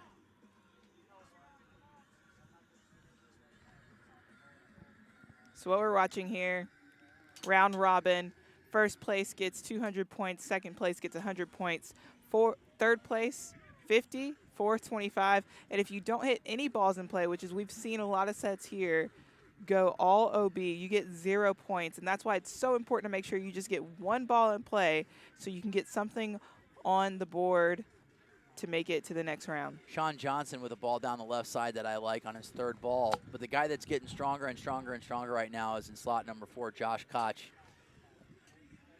Koch is looking good. I feel like Seb Twiddell hit his 3rd ball in play. This crosswind is tough. Bobby Ray here in 2nd place currently at 396. Sean Johnson's 3rd ball went OB. Wow. It's starting. You can hear it in our microphones. This is a hard left to right win right now. This is brutal. And Josh Koch, being the pro that he is playing it. He just aimed, I mean, significantly more left than normal. Yep. And let it fall right in the middle of the grid. I mean, we were seeing that a lot in the senior division, too. Like Eddie's ball, like he was just getting it up in the air, and you just saw it just kept pushing right. And as you're watching these guys look back and talk, they're talking to the callers who are letting them know if the ball is in or out so they can know how to adjust for their next shots. Say, Sean Johnson, is this one going to stay? This one's drifting right. 218, big ball from Sean Johnson. If this stays in play, I like this profile of this ball. A little bit less than 50 yards left or right, but if that one stays in play, that could be a monster number from Sean Johnson here in slot number 3. All right. Bobby Ray at 406 takes the lead. He needs a win. That would put him at 350. Sean Johnson would be 300 with a win. 400 yards right now is a big drive.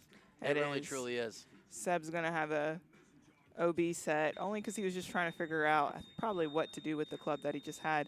But Josh Koch, 422, but Sean Johnson. Sean Johnson, 427. 218 Sean Johnson ball. That was a huge drive. That was big. Took up 50 yards left to right, almost 50 yards left to right, but that was 218. So ball speed right there. That was one of Sean's fastest drives of the tournament. So that's a big set for Sean Johnson. That puts him at 300 points. Sep Twiddell with an OB set.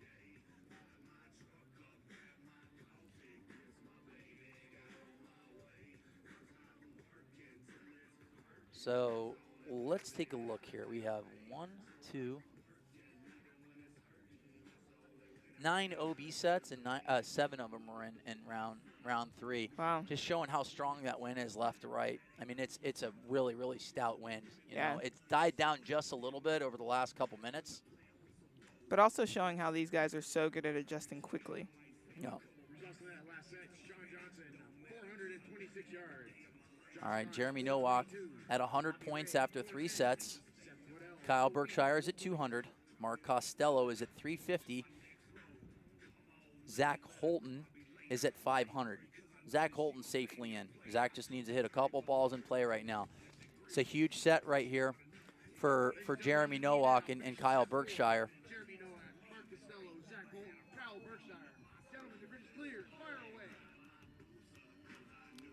All right, Jeremy Nowak, Mark Costello, Zach Holton, and Kyle Berkshire. Berkshire here in slot number 4. He's definitely got the flight down. Kyle hit this one skinny, 211, 81 feet in the air. That one might be a big one if it's in play. I mean, like I said, we saw an 84-foot drive, or height drive from Gregnall that went 394 earlier on in the day. That's a lower ball flight from Kyle, but you know what? It's a number right now, 375. Costello, OB left. Nowak flirting down the left side, 201, a miss hit from him. He's trying to come back there just a little bit. Zach Holton bringing that back in. Yeah, I like that ball from Zach Holton. 117 feet in the air. That's a bomb right there. That's going to roll. I like that one from Zach Holton. Didn't carry that far, 358, but I feel like there's going to be some good rollout on that ball. That should be right around 400 to 405 yards, 393. All right, now he's on the board and he can just go for it. Yeah, 400 yards right now is a monster drive. Kyle Berkshire hitting one into that left to right wind. We'll see if that one stayed in.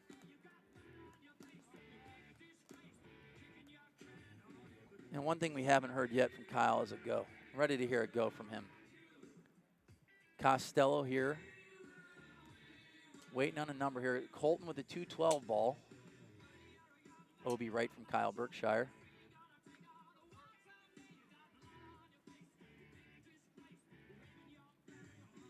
Right now, Costello still doesn't have a mark. This one looks like it might go in, but it's a miss hit at 203. Yeah, a little high there.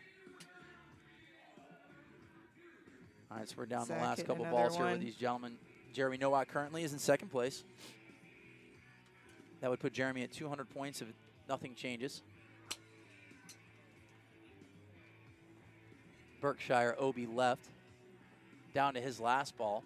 Mark just hit a nice one right down the middle there. 107 feet in the air. Not too high. 344, very similar to like Kyle's. It's a ball in play. So Costello's going to have a ball in play right now. Zach Holton putting it down the middle. 394 for Mark Costello. Kyle Berkshire looks like this one is flirting down the left side. Not sure if this one's going to stay in play or not. Zach got that last one off, but it doesn't look like that one's going to stay in. So we're going to see what his 5th ball did, because that one was right down the middle. Costello takes down this set. He'll be in as well. He'll have 550 points.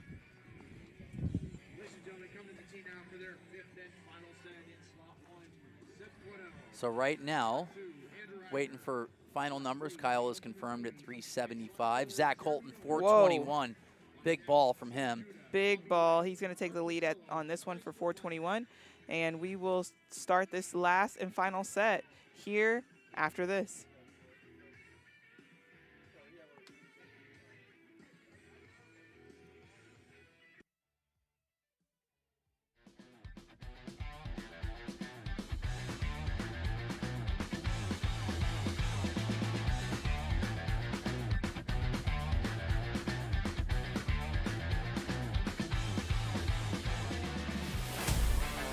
Looking to compete on the World Long Drive Tour for the largest prize purses in World Long Drive history?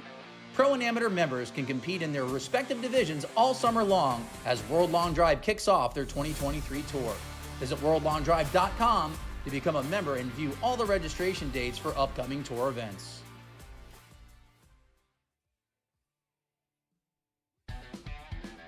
And we are about to get started on this 5th and final set.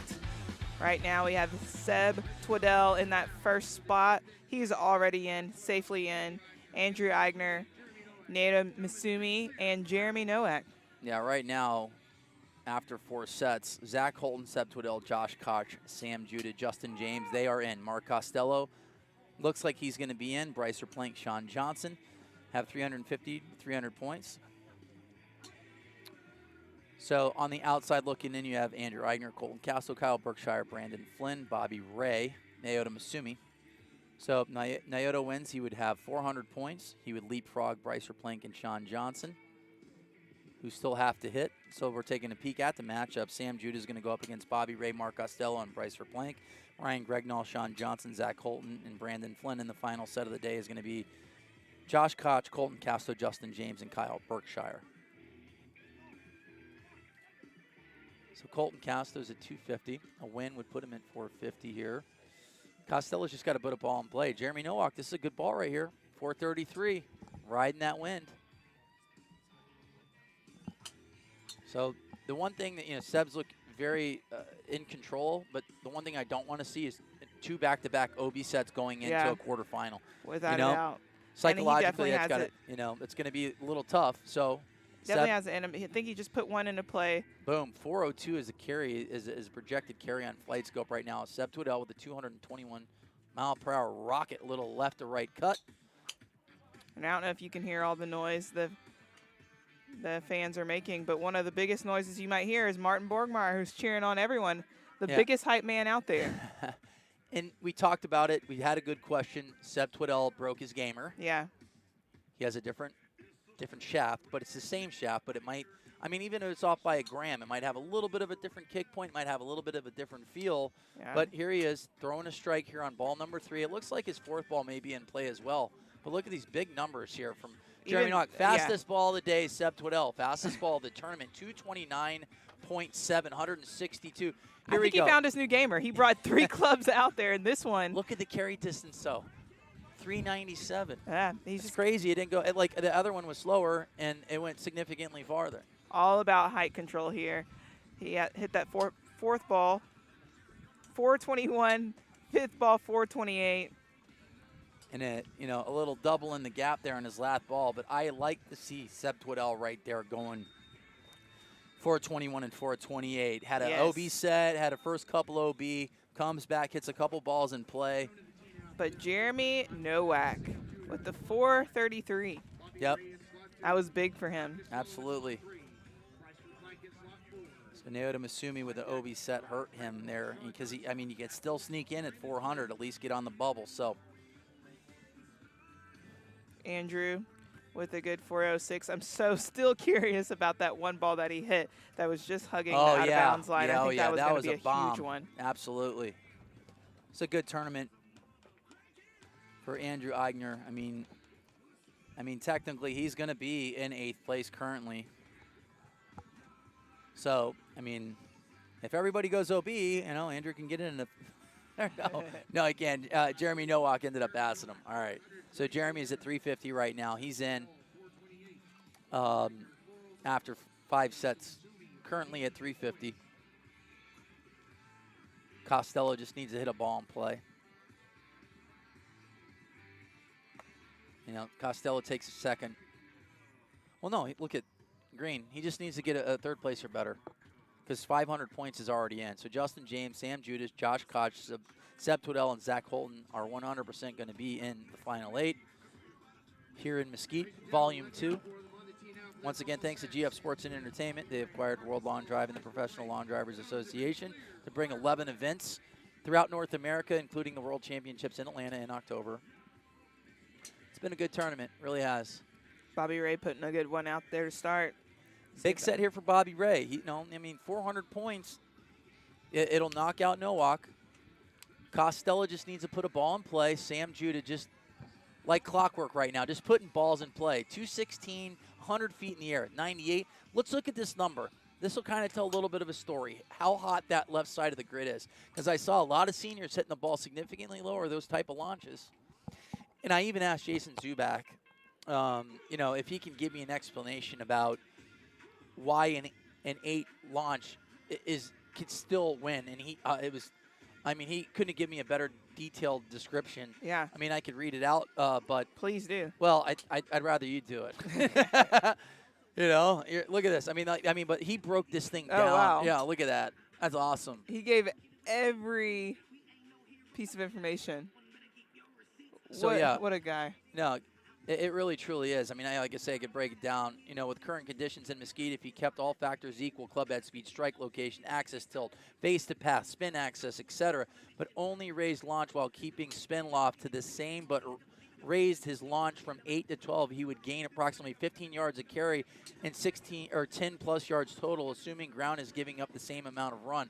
Problem would be to keep his spin where it is at around the 2200 range. He would need to ratchet up his delivered loft, dynamic loft, and his angle of attack the same amount to do what would be tough without compromising his swing.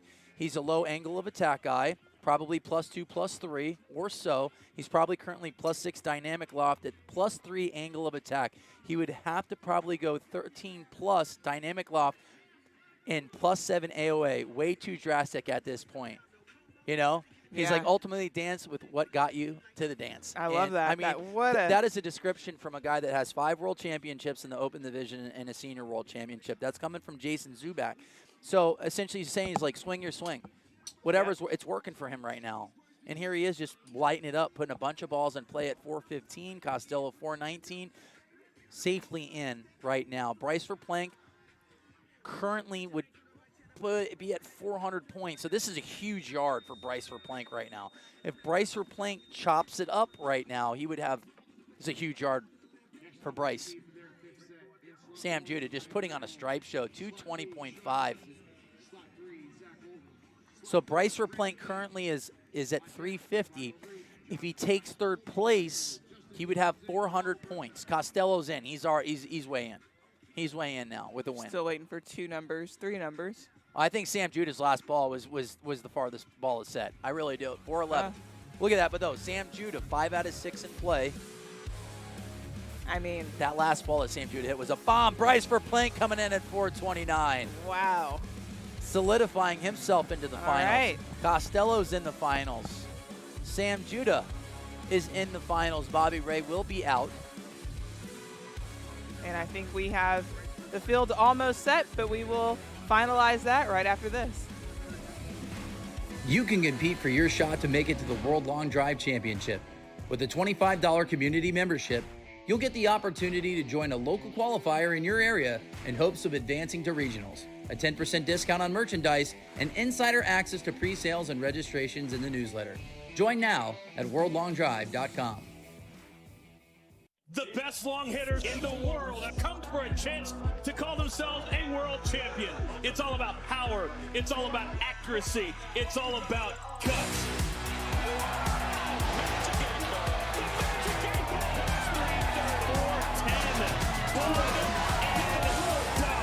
Everyone chased the championship belt.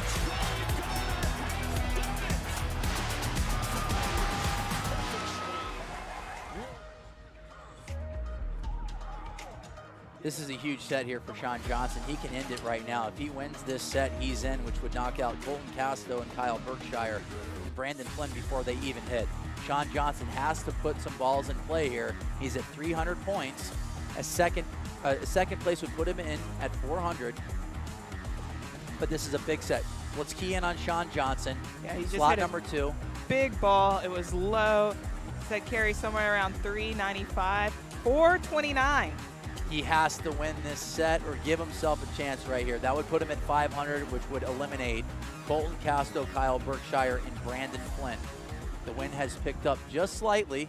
But that is a huge ball from Sean Johnson. That is crunch time right here. And we talked about it at the beginning of this tournament, round of 64. I said I like Sean Johnson. Got off to a little bit of a slow start this year, but he put himself in contention to win practically every single tournament last year. And it's good to see him putting up a 429 ball, knowing that if he wins, he's in. Right now, all the guys are struggling to put one in play.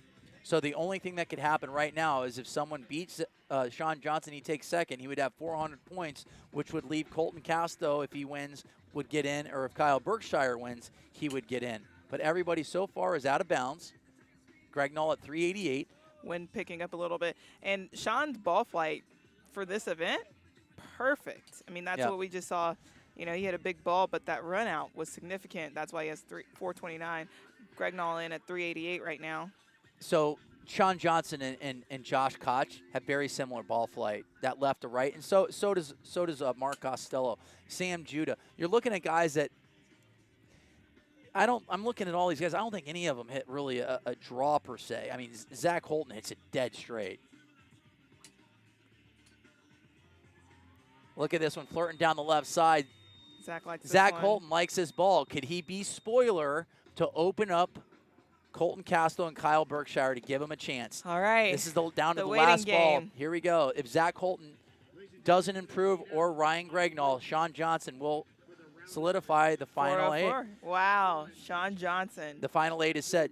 Zach Holton, Sep Twiddell, Sam Judah, Josh Koch, Bryce Verplank, Mark Costello, Justin James, and Sean Johnson. What a final 8. Yep. This win has given us so many different surprises, so many different outcomes, and now we are set with the final 8 to see who we will crown as champion later today. So this set right now is going to feature Josh Koch, Colton Castro, Justin James, and Kyle Berkshire. But with Sean Johnson's win, mathematically is eliminated Colton Castro and Kyle Berkshire. So if you're Colton Castro and Kyle, what are you doing for this set? Try to go 6 for 6. Yeah, I mean, try to hit a lot of balls in play. You know, you can always work on things. Always. And there's nothing like actually being on the stage to be able to get that adrenaline, that rush. You can't practice that on the range. And I say, well, always comes down. You know, you look at these. I mean, I'm looking at Justin James OB set, Sean Johnson OB. They're in. Bryce Plank OB. So there was 4 guys out of the 8 that had OB sets. You know, that were able to get in. But I just feel with how close these guys are. You know, these OB sets really, really hurt people. Yeah. So, for right now, Josh Koch has been in a nice rhythm. He's looked really impressive the last 3 or 4 sets. The wind's died down just a little bit. It has. That was a big ball. Ball speed 225. It's just going to be out of bounds. And he went with a lower launch there. Yeah, like I said, Kyle's probably going to be working on some things here. You know, Koch with the slider, 213, right down the middle. Koch is going to have a number here. Colton Casto. This one's going out the right side here. Launched it at 17. Look at the carry on Colton Casto's ball, 396. And he got that one up in the air. Mm-hmm. Justin James, 221. So we're starting to see JJ step on the throttle. And that's something that he is extremely good at. Justin James, starting pitcher, got stronger and stronger and stronger as the game went on. And he's doing the same thing in long drive.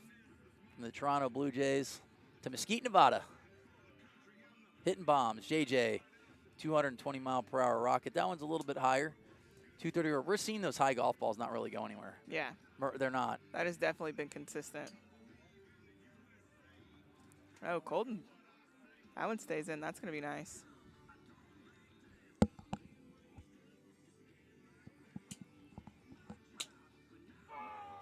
There we go. All right. Finally, Kyle got to go. Out of him, 222.9. 13 launch, 209 in the air. Great right ball down movement there. Carry right 394. side.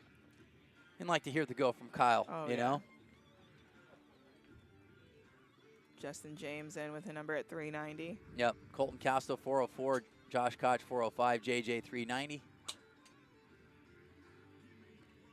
Like I said, those 2 last balls, what Kyle probably wishes he had in every single of those sets. Those were nice strikes right there from two-time world champ. Let's take a peek at these numbers here. 401. I think just a lot of it just has to do with shot shape. You know, Koch is just hitting. He's just riding that wind. Kyle hits a little draw into the wind, just knocking it down just a tad. 430, Colton Casto. Whoa. That looked like the a old huge high ball, floater. and he The high definitely floater. hit a huge one there. Yep.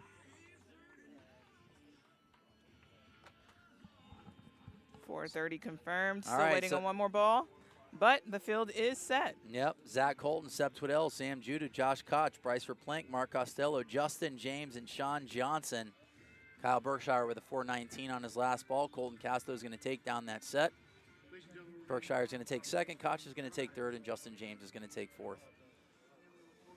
Well, Seb's going to make his first final. He is. I'm excited to see what he's going to do. I think he's found the club that's going to work after he snapped his first club. But this game literally is for anyone. I think this is going to be a really, really fun final. My prediction, I'm going to go with Seb. He's kept his composure the entire time. He's got his family here. Why not now, eh, mate? I mean, oh, man. This is a tough one. I mean, I feel like Koch is just getting stronger and stronger and stronger. And that really, truly is a tough one. Like I said, in Vegas, if I had to put money on anybody, I'd go with Sam Judah, man. He's hitting so many balls in play, and he's hitting. I mean, his So ball is consistent. he's not having much movement in his golf ball. Not at all. I'm gonna go with Sam Judah in this one. You know, even like I said, Zach Holton's due. I mean, he's due. So, you know, and Seb's looked awesome all tournament. I mean, all these guys have. But like I said, Zach Holton is the guy that is, just like Rob O, we talked about, is constantly putting himself in a position to win a tournament. Eventually, he's going to win one. So, Without a doubt. You know, Also, why not today? If Sam Judah wins, I'm saying it here live, I will buy you 2 cups of Starbucks coffee. There you go. But, yeah, I'll take a flyer. It's not even a flyer. Sam Judah's hitting the ball really well, and he finished, you know, in the semifinals in the last tournament at Hope Sound. He's been putting a lot of balls in play as well. I think just that's like that the he's hitting biggest it thing is straight. if you're going to guess of who make a prediction, you always want to go with the person that's hitting a ton of balls in play. I like that he's hitting it low, and I like that he doesn't have that much movement left to right, and I like that he's hitting a lot of balls in play. That's why I'm choosing him. So we'll see what happens. Loser sings the national anthem. Canadian national anthem. All right. I'm much better at the Canadian national anthem than my own. You know, I'm You're rocking repping the colors the for us. red, white, and blue. You know, but yeah, like that would be a lot of fun. Just like, you know what, you got to go sing the Canadian national anthem at a Calgary game or something. Yeah. You know. Maybe do it. Lead the anthem whenever we play up in Canada. Yeah, for sure. But it's been a fun tournament. You know, watching a lot of ball flight, and it's definitely changed. I mean, this win right now is a hard left to right, and these guys are really struggling. That hit it high, that would hit little cuts, but it would just get up in that wind, and you were watching on Flight Scope, it just pushing it out, you know. OB. So, and that was happening to Eddie Fernandez in the finals and even in the semifinals. But he's so fast that he was able to keep some balls in play. And that's what I said. Like, you know, Rob just had to stay in himself to get a W. And he did it. No, he did. And that's a lot that these guys can take on as they're heading into the finals here. But I think another good thing to look at is last of it in Hope Sound, these high ball flights would be winners. Yeah, absolutely. Every single time. And that just shows you it depends on the grid. It depends on the conditions, on what shot's going to work for the day. Yeah, I'm looking at guys that I feel that are very similar. Josh Koch, Mark Costello, and Sam Judah are very similar hitters. The one thing that's a little different with Josh Koch is that he hits it higher. Yeah. You know, Costello's a guy that's going to hit it probably 130, 140, 150 feet in the air, but Koch can run it up to 200 if he needs to. I just like the last couple sets from him, you know, and this grid sets up really good for Josh. Without Not a doubt. sure what slot he's going to be in. He might be in slot number 2. So we're gonna wait back. Oh, these are gonna be heads up matches. Yeah, they will. So they're gonna be in slot probably 2 or 3 anyway. So I don't, you know. Yeah. So, yeah, and if you're joining us on the broadcast as we're waiting for these guys, if you have any questions, any comments, we are here participating with this with you. But we're gonna take a look at the flag. This is at the top of the mesa right now. This is showing you how windy it is out here. Normally that flag is not moving at all. But it is It is moving. It is standing at attention today for sure. So right now, but yeah, everybody, Justin James, like, I mean, really, truly, it's hard for me, like, well, I said, for $1 million who you putting on, I mean, Justin James won the last tournament. Consistent. He's through been and world through number one every for, time. 2.5, 3 years. He's won a world championship. I feel like he's the one person that can make changes immediately. On the fly. And he can make those changes. So, As Stephen Hopper said here in the chat, no doubt in my mind, Justin has it in the bag. He's conserving his energy for this last round. And we've talked about that a lot, of how well he conserves energy every event. Yeah, you can never go wrong picking Justin James to win a tournament. And we've got some Let's Go Aussie. Yep, red, white, and blue as well. I always wonder if Seb and Matt have any Vegemite in their bag. Yeah. Because if that's the trick, I might start carrying some in my purse. Mike Dobbin, hello, 2007 world champion, is in the house. Got someone that wants to join in on a qualifier. There are qualifiers that are all over, and all you have to do is go online. But here's some more information. We're going to go to this promo real quickly.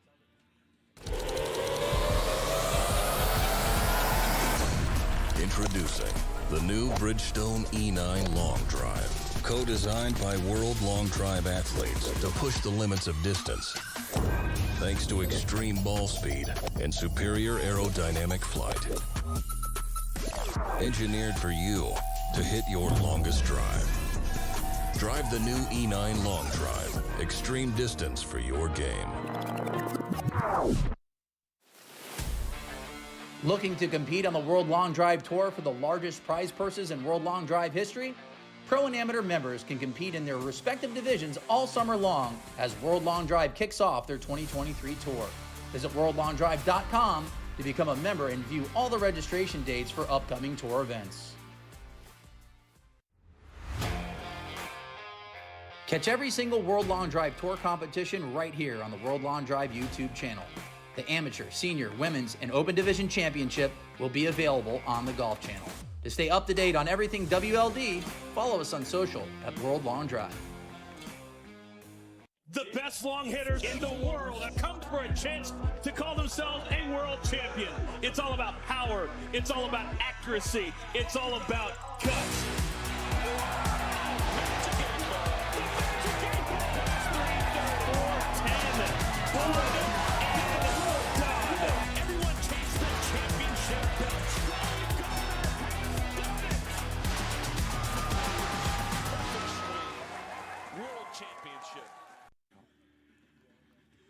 And we're back. We've got the lineups of what these head-to-heads are going to be.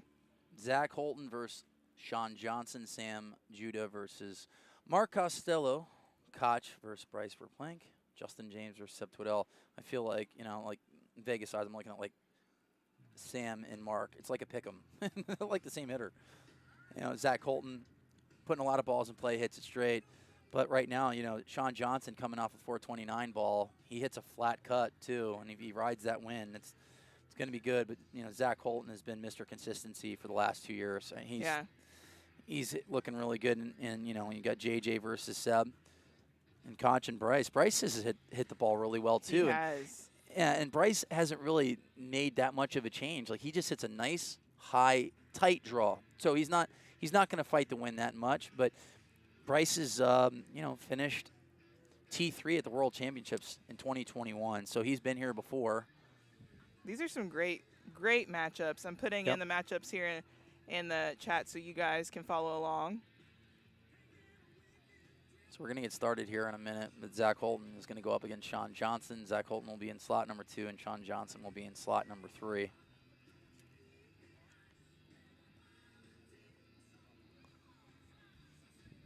Just taking a peek at the wind now. It's still left to right. The last 3 or 4 days, it's swirled a lot. Like we've seen go downwind, crosswind, but it hasn't been in the wind whatsoever the entire week. But once again, earlier today, Rob Borstaglio ended up winning the Senior Division Championships with a 400-yard drive against Eddie Fernandez.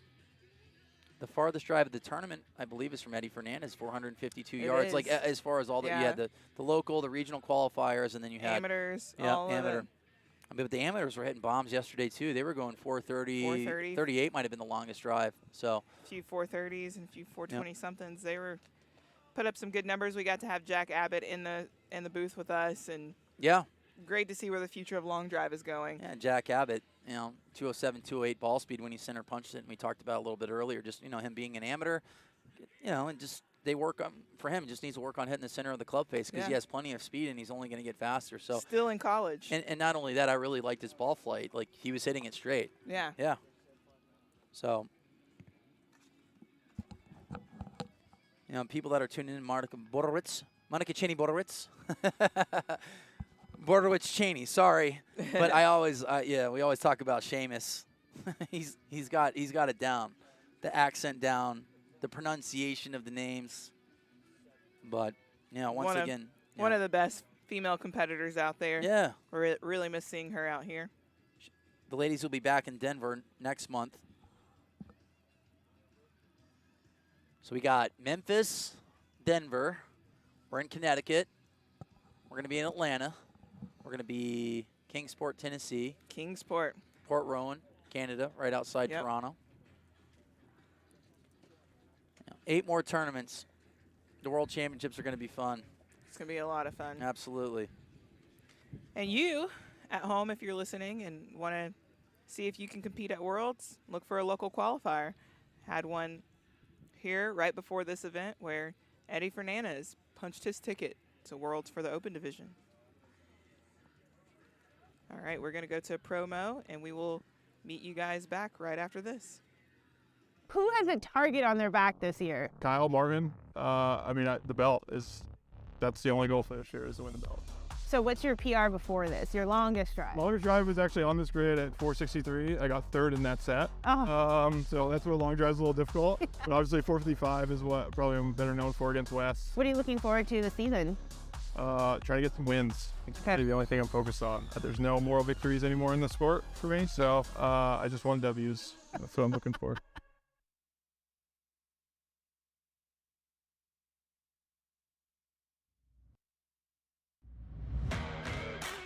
Introducing World Long Drive International memberships. World Long Drive welcomes all of their international affiliates as part of the World Long Drive family. With an international membership, our worldwide competitors now have the ability to compete in internationally sanctioned World Long Drive events, the ability to earn world ranking points, plus all of the great community membership benefits. Sign up for an international membership today at worldlongdrive.com. All pro memberships include the ability to compete in international World Long Drive sanctioned events. Learn more at worldlongdrive.com.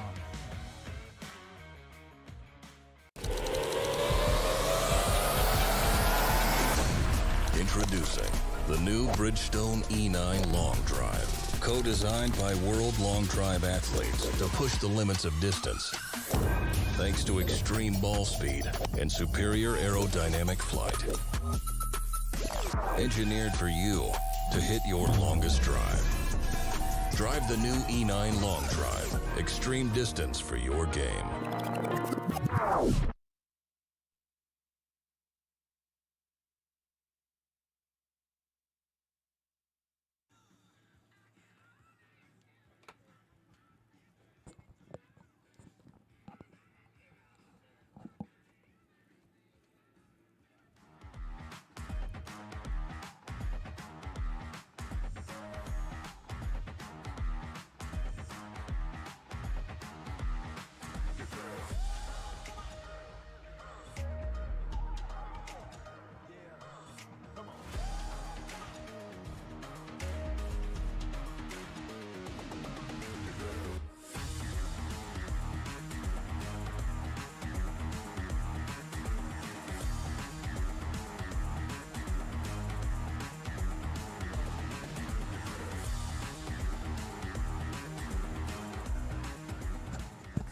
All right, as we are getting started, waiting for the final matchup, we've got one of the best guests you can have, Martin Borgmeyer. Good to see you. Good to see you. And your camera.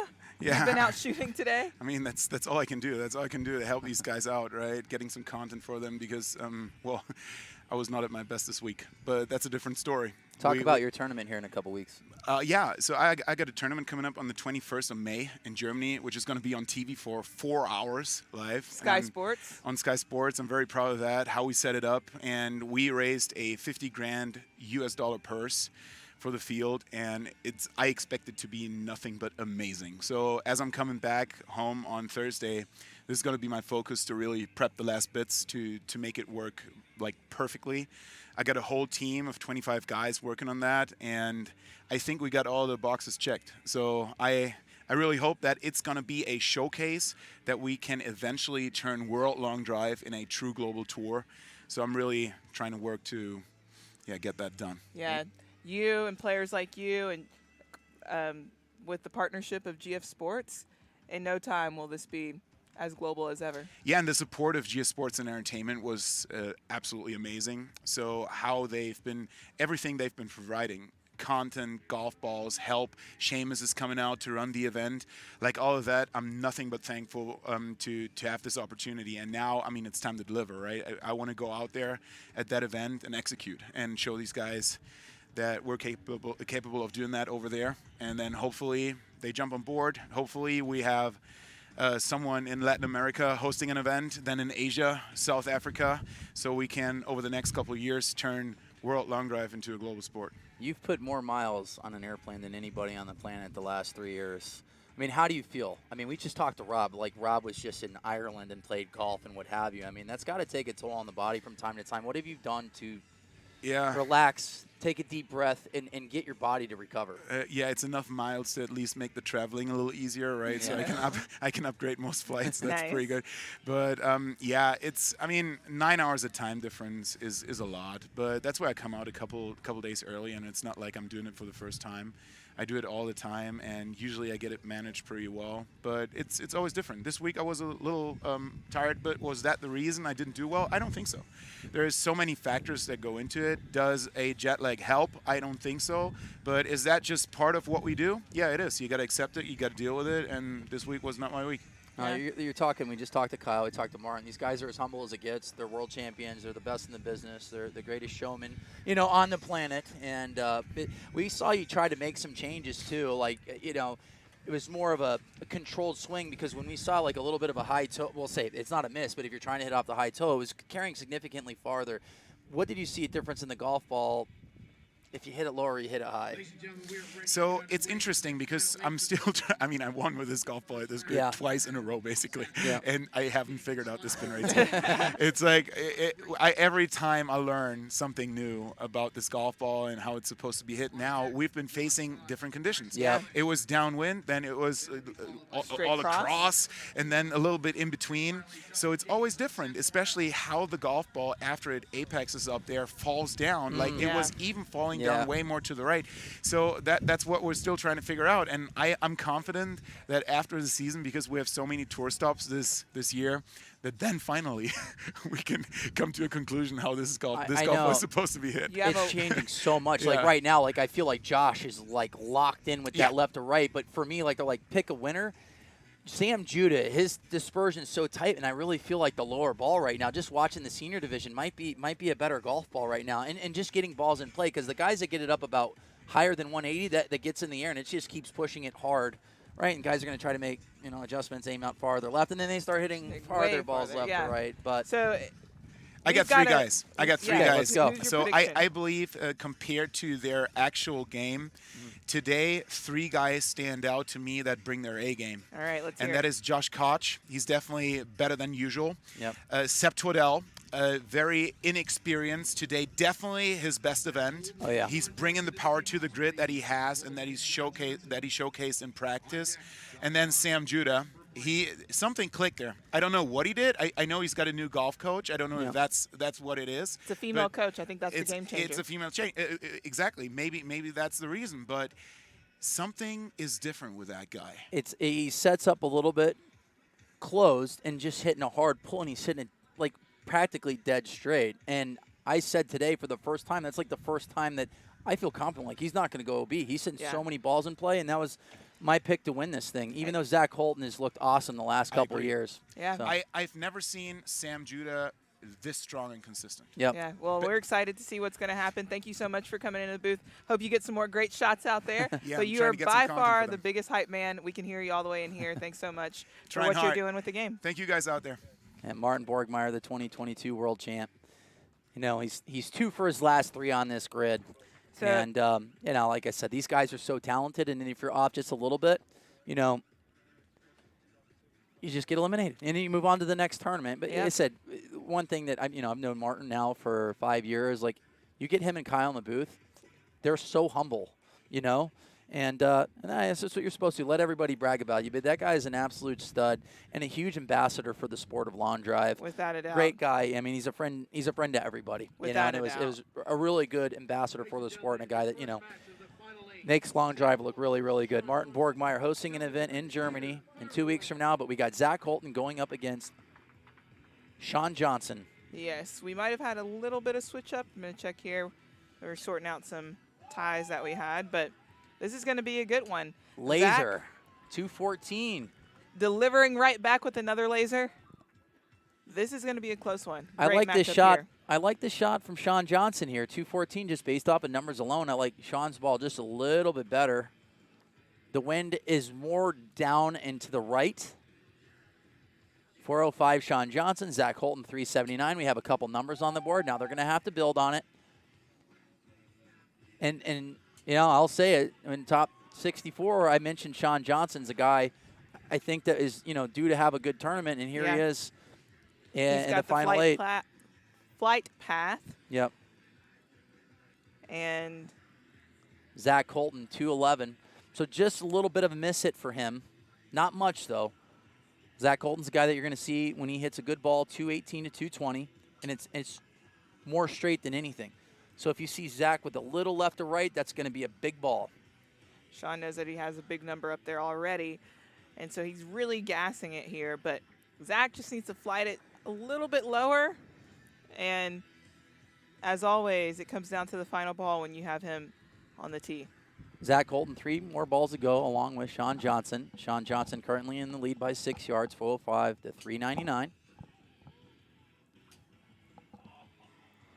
Zach hit a good ball. He felt it. He hit it in the center of the face. He just pulled it just a little bit. 217, 103 feet in the air. If that ball's straight, I don't mind 103 feet in the air right now. I don't Not at mind all. I think that's the secret sauce right there. Down to the final 2 balls. Sean Johnson currently in the lead. He ended up hitting a monster drive. He didn't necessarily have to win, but he had to win because Colton Casto would have got him. He would have got him by 25 points. So Sean Johnson with a huge win in the last set of the round of 16.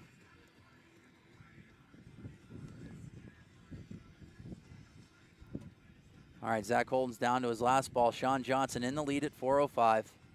I mean, you can see the wind knocking the ball off the tees here. Hitting his last ball. Zach Holton doesn't like it. This one's just a pull right down that left side. Looks like it's going to go OB. Sean Johnson's going to take down the first quarterfinal, 405 to 399. That's the one of these things that you see, too. Like, you get a ball out and play right away, apply some pressure. Yep. Sean Johnson, 405 on the first ball, ends up taking down the set. Great job by Sean. Great job by Zach. Zach, I'm sure we'll see you in this position again many more times in the Final Four and in the finals. And sometime this year, probably hoisting that trophy again. Yeah, Zach just always putting himself in position to win. And Sean Johnson getting stronger and stronger and stronger as this event goes on. And the guy that looked best the last 3 sets is Josh Koch. I say that, we mentioned Seb Twiddell. Seb broke his shaft in set number 3. His Wonder Boy, or the natural. What was the name of your baseball bat? I didn't even have a name. I was a pitcher. It said Carolina Clubs on it. There we go. That was the manufacturer. Sean, he's the number 1 seed this time. Was number 1 seed last event as well. Yep. So he is. All right. Been climbing the ladders here. We got Josh Koch and Bryce are playing. And they are off. Both putting one in the grid. 214, 212 All right, let's look at the height here. 188 to 189. Wow. They hit at the same height. So Bryce Same is just a little bit faster. The Faster. launch was higher on Josh Koch's ball. This is going to be close. 388. Still working on a number from Bryce Plank at 386. Koch at 388. He's in the lead by 2 yards. Wow. Even though Bryce was faster on that one, Yep. Josh optimized that a little bit better.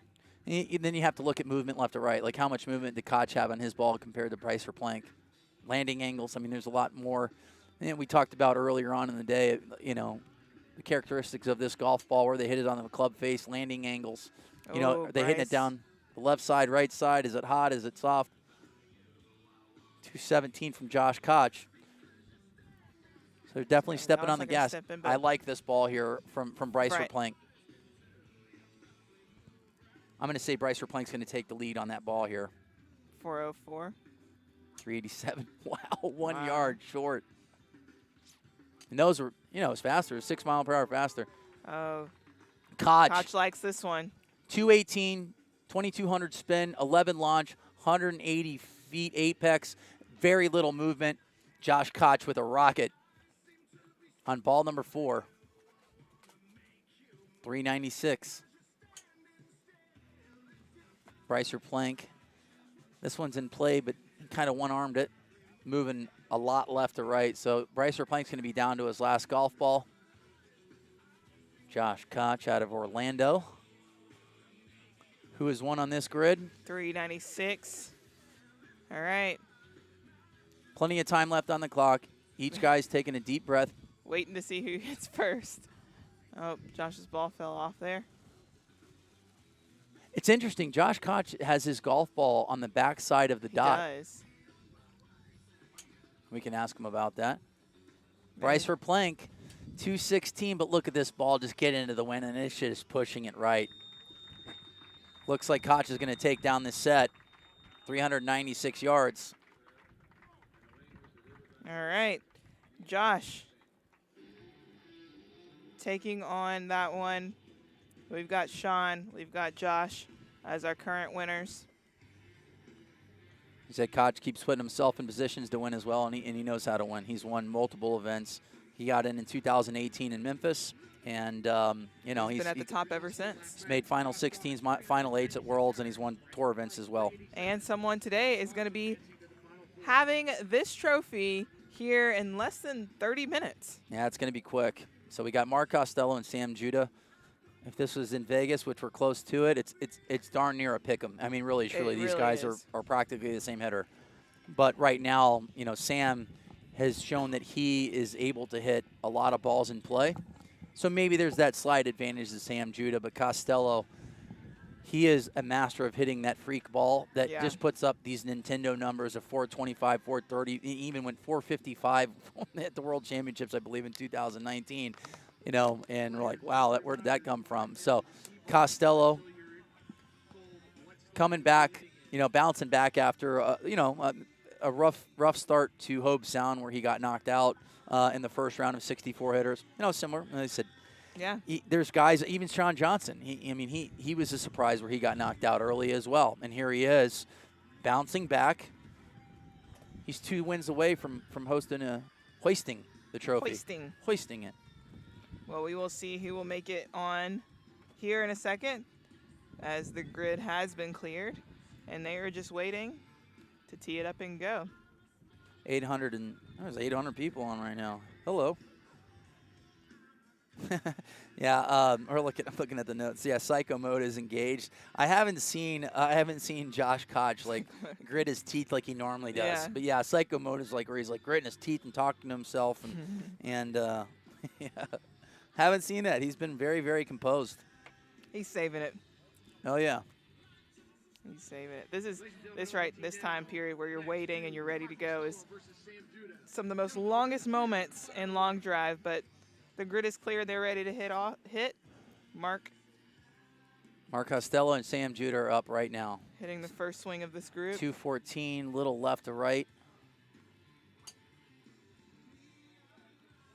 Sam Judah stays in. That was just a pull right there. He hit that dead straight. Miss hit though from Sam. wiping off the sweat on his head. Sam Judah in slot number 3.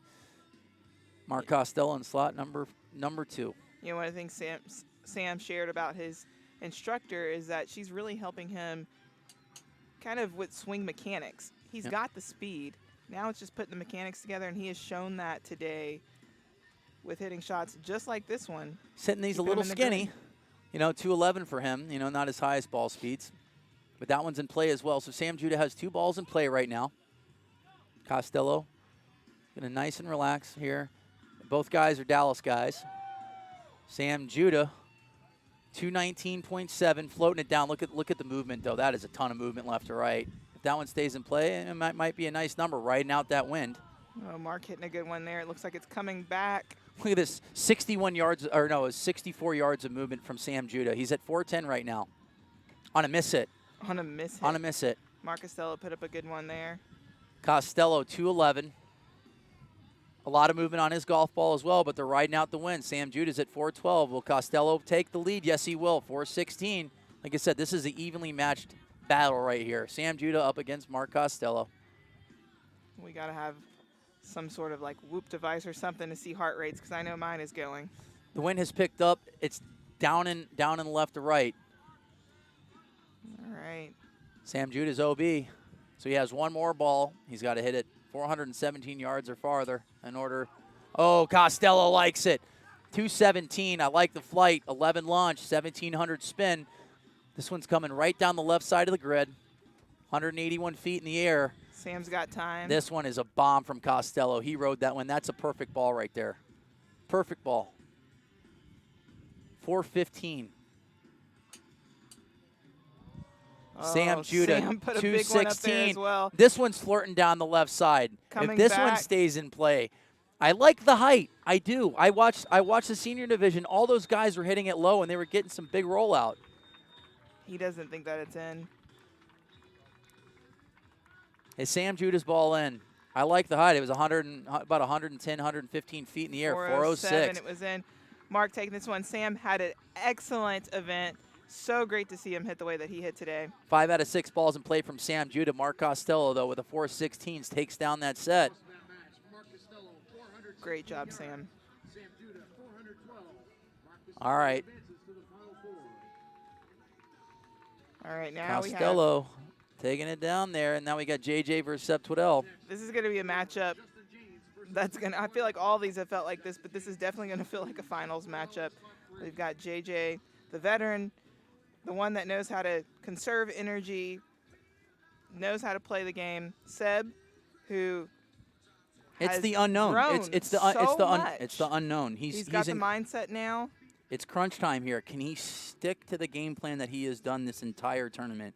Because if he does, he's been the fastest guy, and I would say he's probably accumulated the most points out of anybody in the entire tournament. Yep. Seb Twiddell is I mean, mathematically looked the best out of anybody out here. So here we go. We got JJ, the Hope Sound champion, the 2017 champion, world #1 for several years, a guy that can hit it high, low, hit a cut, hit a draw. He's the most versatile long driver, in my opinion, on the planet that can make adjustments on the fly. You could see that he was trying to hit it high the last couple sets. Is he going to make that change to go to about? Change to get it a little bit lower. He already had all the numbers to go with it. Just flight it a little bit. We'll see if he made that change. First ball out of the gates from Justin James. If it's like 223, 224, and it's 170 feet in the air, I just can't wait to see how far this goes. Like I just kind of feel it. I got that gut feeling that you're going to see a 223, 224 ball from JJ. Will Seb be able to answer? That's the question. I mean, it really just comes down to experience. You have a guy that's been in this sport for 7+ years, and you have, you know, Seb Twiddell, who's an absolute monster that has the fastest ball ever recorded in the history of the sport at 240.8. JJ, 220.5, 11 launch, 205 in the air. Flirting down the right side. That one's in play. JJ with a number. I like it. That's going to be a good one. It's a great Seb start. Hit a good one. It was straight. Move that just a little bit over. Both of them took an OB on that one. Ooh, JJ's ball went OB. Wow. Starting to see the recoil from JJ. He's going after it. 222.6. Seb Twiddell. Oh, a nugget right 221. there. 14 launch, 1,800 spin. Get that Riding ball the down. wind. 214 in the air. 395. 395, 394. Carry. Yeah. Both of those carries. All right, so it looks right now that Seb Twiddell's got a number on the board. JJ. 216, a little skinny. But skinny? Little Send skinny. it to win it out here today. Right down the middle, though, from JJ. Seb Twiddell, 397. So, like, the high ball is not it. High ball is not it right now. Not it. Got to get the ball down just a little bit. That's sometimes tough to do, especially when you have a lot of speed. Sometimes you want to gas it, and that gas winds up taking that ball a little bit higher. A lot of control needed. He tried to hit that one a little bit All right, faster. JJ's down to his last 2 balls here. He is behind Seb Twiddell at 397. Justin James, a 2017 world champion. Letting it go here. Oh, that was a good one. 222.7. This one's flirting down the That left stays side. in. That one might be good. Not sure if that one's going to stay in play or not for Justin James. Oh, Seb. 224.5 from Seb Twiddell. This one's riding the wind. Let's take a peek at this one. 2,500 spin. I like that he spun it a little bit more, but a lot of movement left to right. We'll see. Justin James down to his last ball here. We still don't have a number on Seb's last one. JJ just flirting with that left side, but it doesn't look like this one's going to stay in play. Seb Twiddell is going to take down the set at 409. Wow. He's looked better than anybody in the entire tournament. Seb has been putting on a show. There he is, Seb Twiddell. Good day, mate. Aussie, Aussie, Aussie. Oi, oi, oi. Now, this is big for the sport, too. You know, I mean, this is a global sport, and it's nice to see Seb Twiddell coming from Australia and you know, Matt Stubbs as well. Like, they're playing in every single tournament the entire year. And putting a lot of miles just like Martin. Yeah, absolutely. Absolutely. And there's so many events that are becoming sanctioned internationally. Europe, India, Japan, Singapore, Spain, Thailand. Yep. Sport's growing, and it's great to see these guys be a part of doing that. Not only hitting for their own, but hitting to grow the game. He's staying calm, cool, and collected. Seb hit 3 out of 6 balls in play, too. You know, and that's the thing that we talked about last year at the World Championships. I felt like Seb Twiddell and Sam Judah were essentially the same hitters. A lot of left to right movement, and you're seeing these guys. I mean, both of them. Granted, Sam Judah just lost, but he went 5 out of 6 in a quarterfinal match, and Seb hit a lot of balls in play. I'm liking this. It looks like he's got used to the new shaft. Yep. He did break one here in set number 3 and went OB in set 4. Came back and went 229.7, the fastest ball hit today. 3 clubs out for that set. Definitely found the one that would carry him over to the Final Four. Our Final Four is Sean Johnson, Seb Twiddell, Mark Costello, and Josh Koch, who has been in this position many times. Yeah, Josh Koch has won on this grid before. And, you know, every one of these guys hits a cut. That's their natural ball flight. You know, Josh Koch looks good. I mean, they all do. I mean, this is really hard here.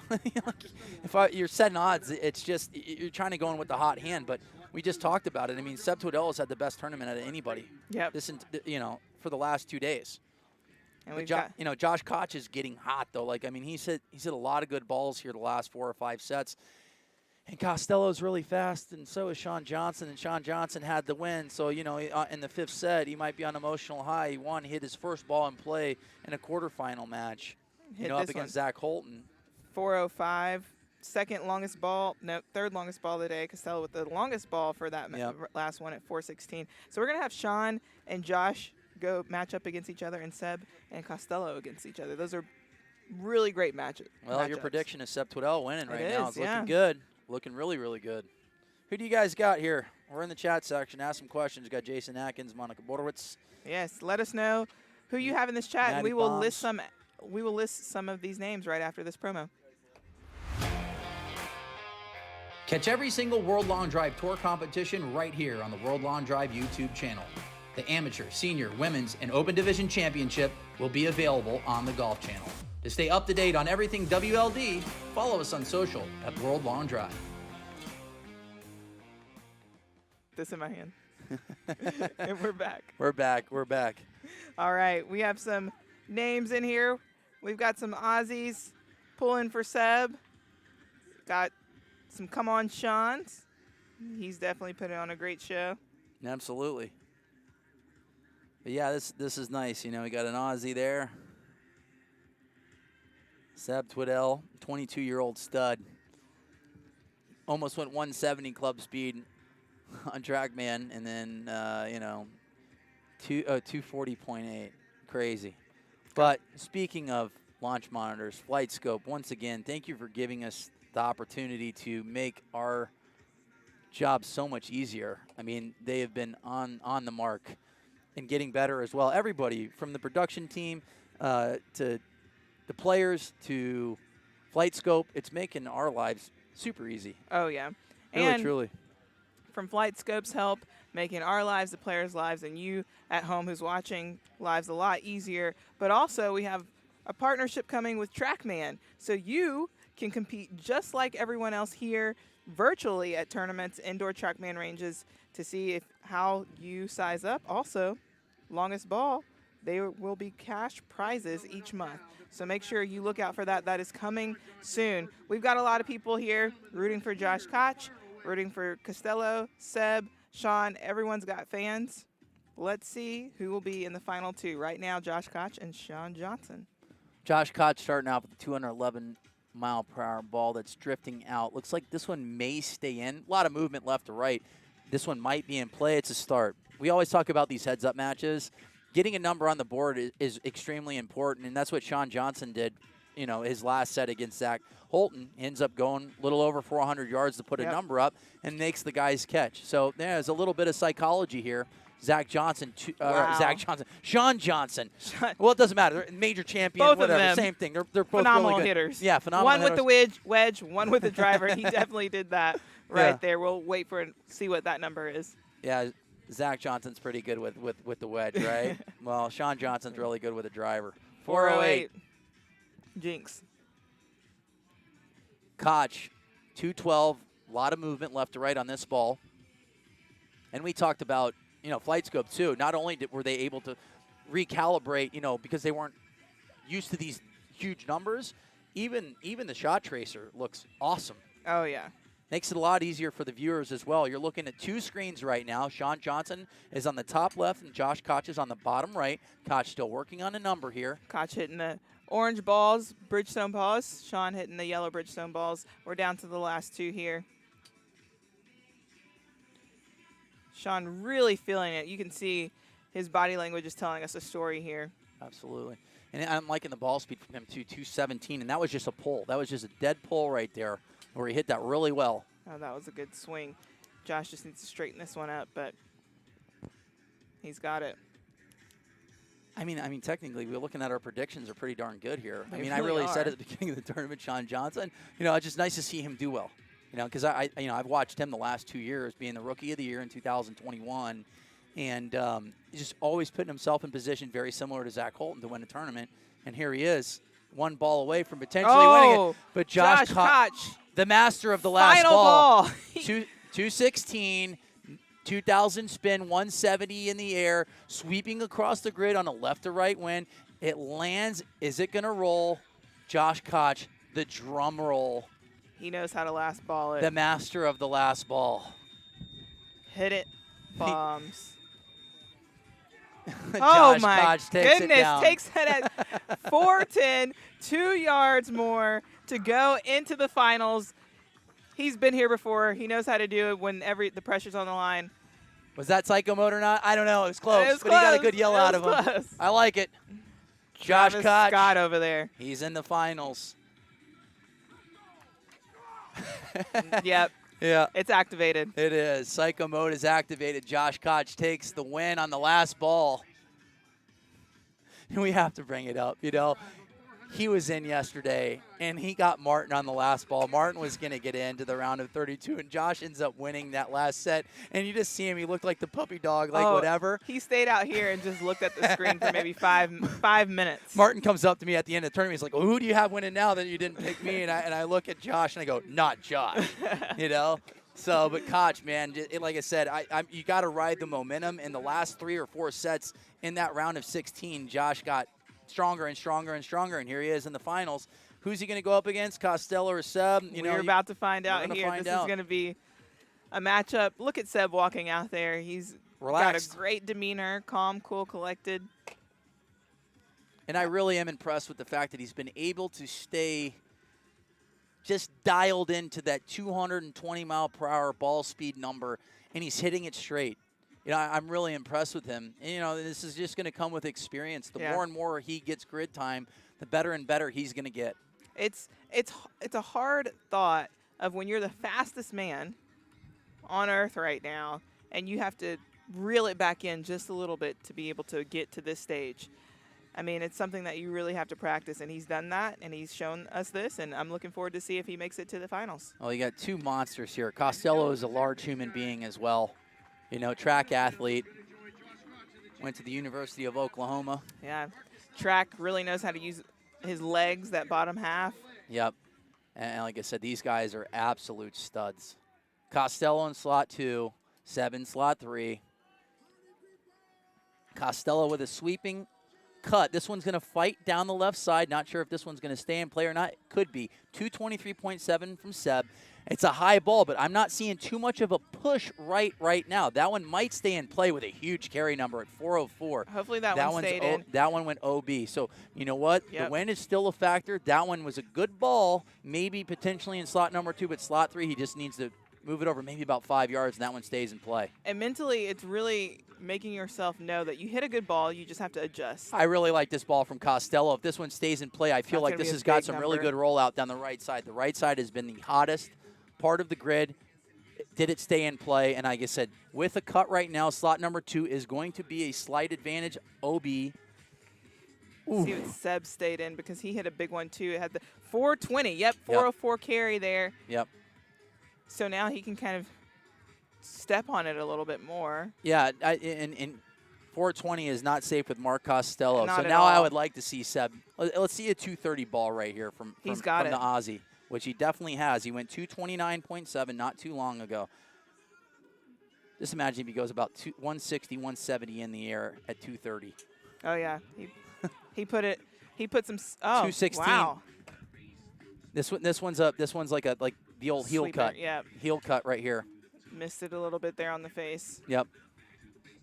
Costello still not getting a ball from Costello here. All right, we're halfway through. There we go. Costello 205, miss hit. On the second balls here.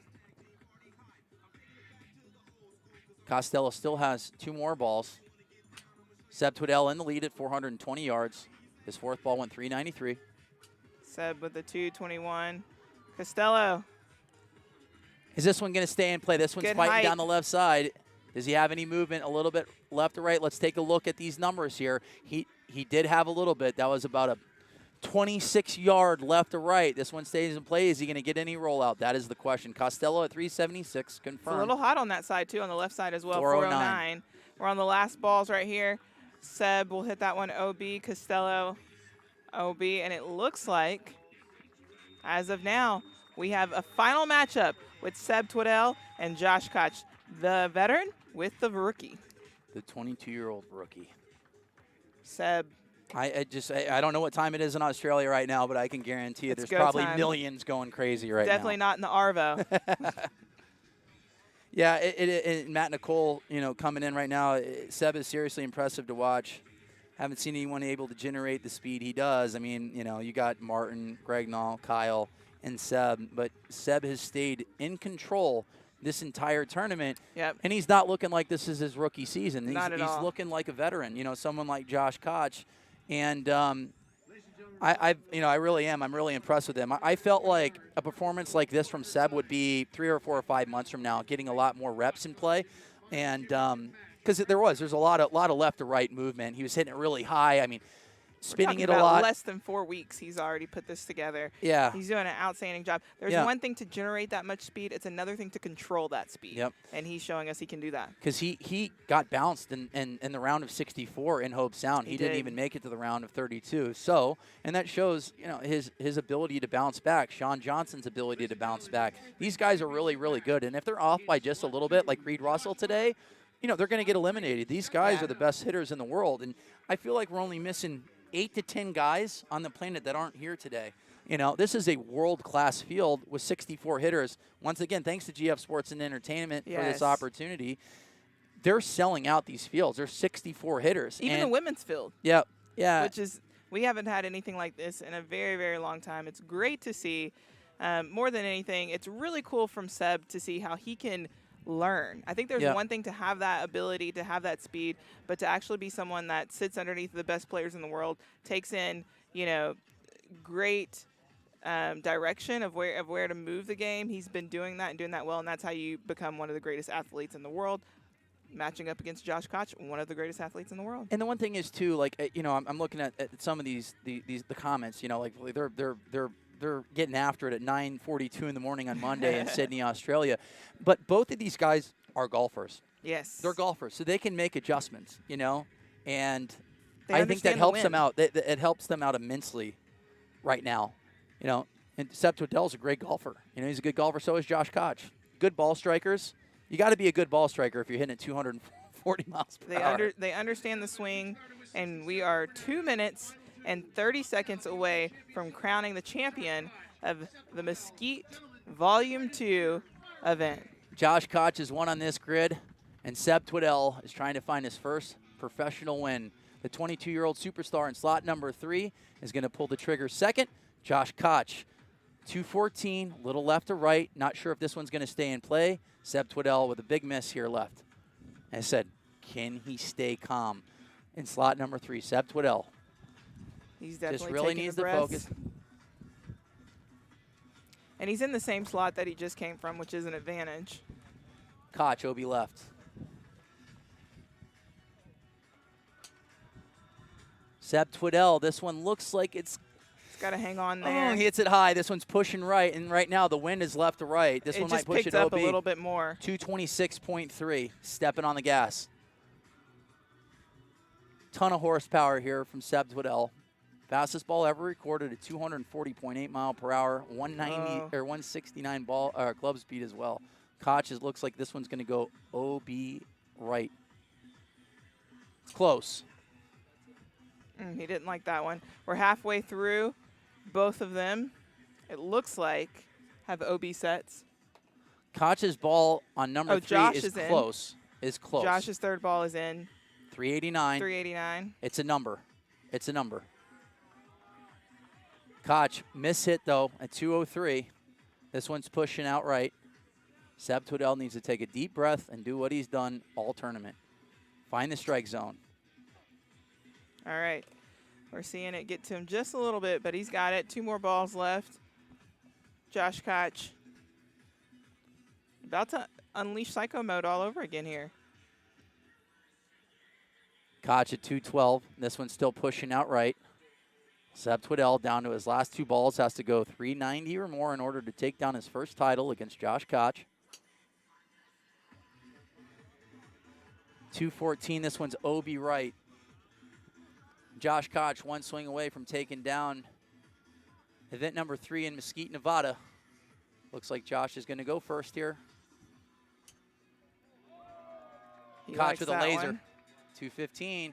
Is this one going to stay in play? Oh, Seb Twiddell. Seb likes this one. He starts it down the left side at 226.9. Got to hang on there. Look at how high he hit it. Yeah, that wind's really taking it. Is it going to stay in play? It looks like it's going to stay in play. This and is going to come a back. Huge number. So the last ball for both of them, Josh Koch at 400. Seb Twiddell is looking at the board. I'm going to say Seb might take this one on that last ball. He hit a big old high cut and rode that wind. It's all really coming down to landing angles right now. Did he get any rollout? Did he carry it far enough? Because right now, Flight Scope did have him as carrying it over 400 yards. Did the 22-year-old rookie win it, or did the veteran Josh Koch take it down? And he won! Sebastian Twiddell. Aussie. 417.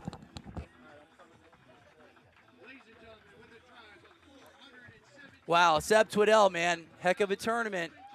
Brings it home to the land down under with a 417-yard rocket on the last ball. I can say it. He had the best tournament in anybody, and he deserves this win. Seb Twiddell, congratulations. You're a champion.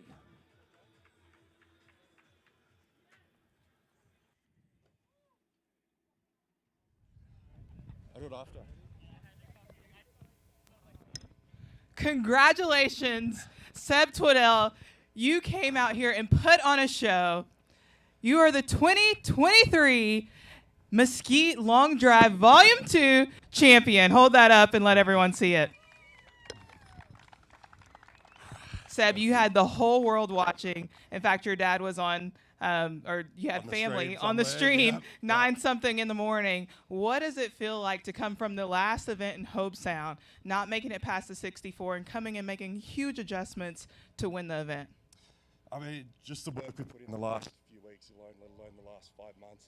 It's the result we're coming to expect, and to finally actually get that result is, very rewarding.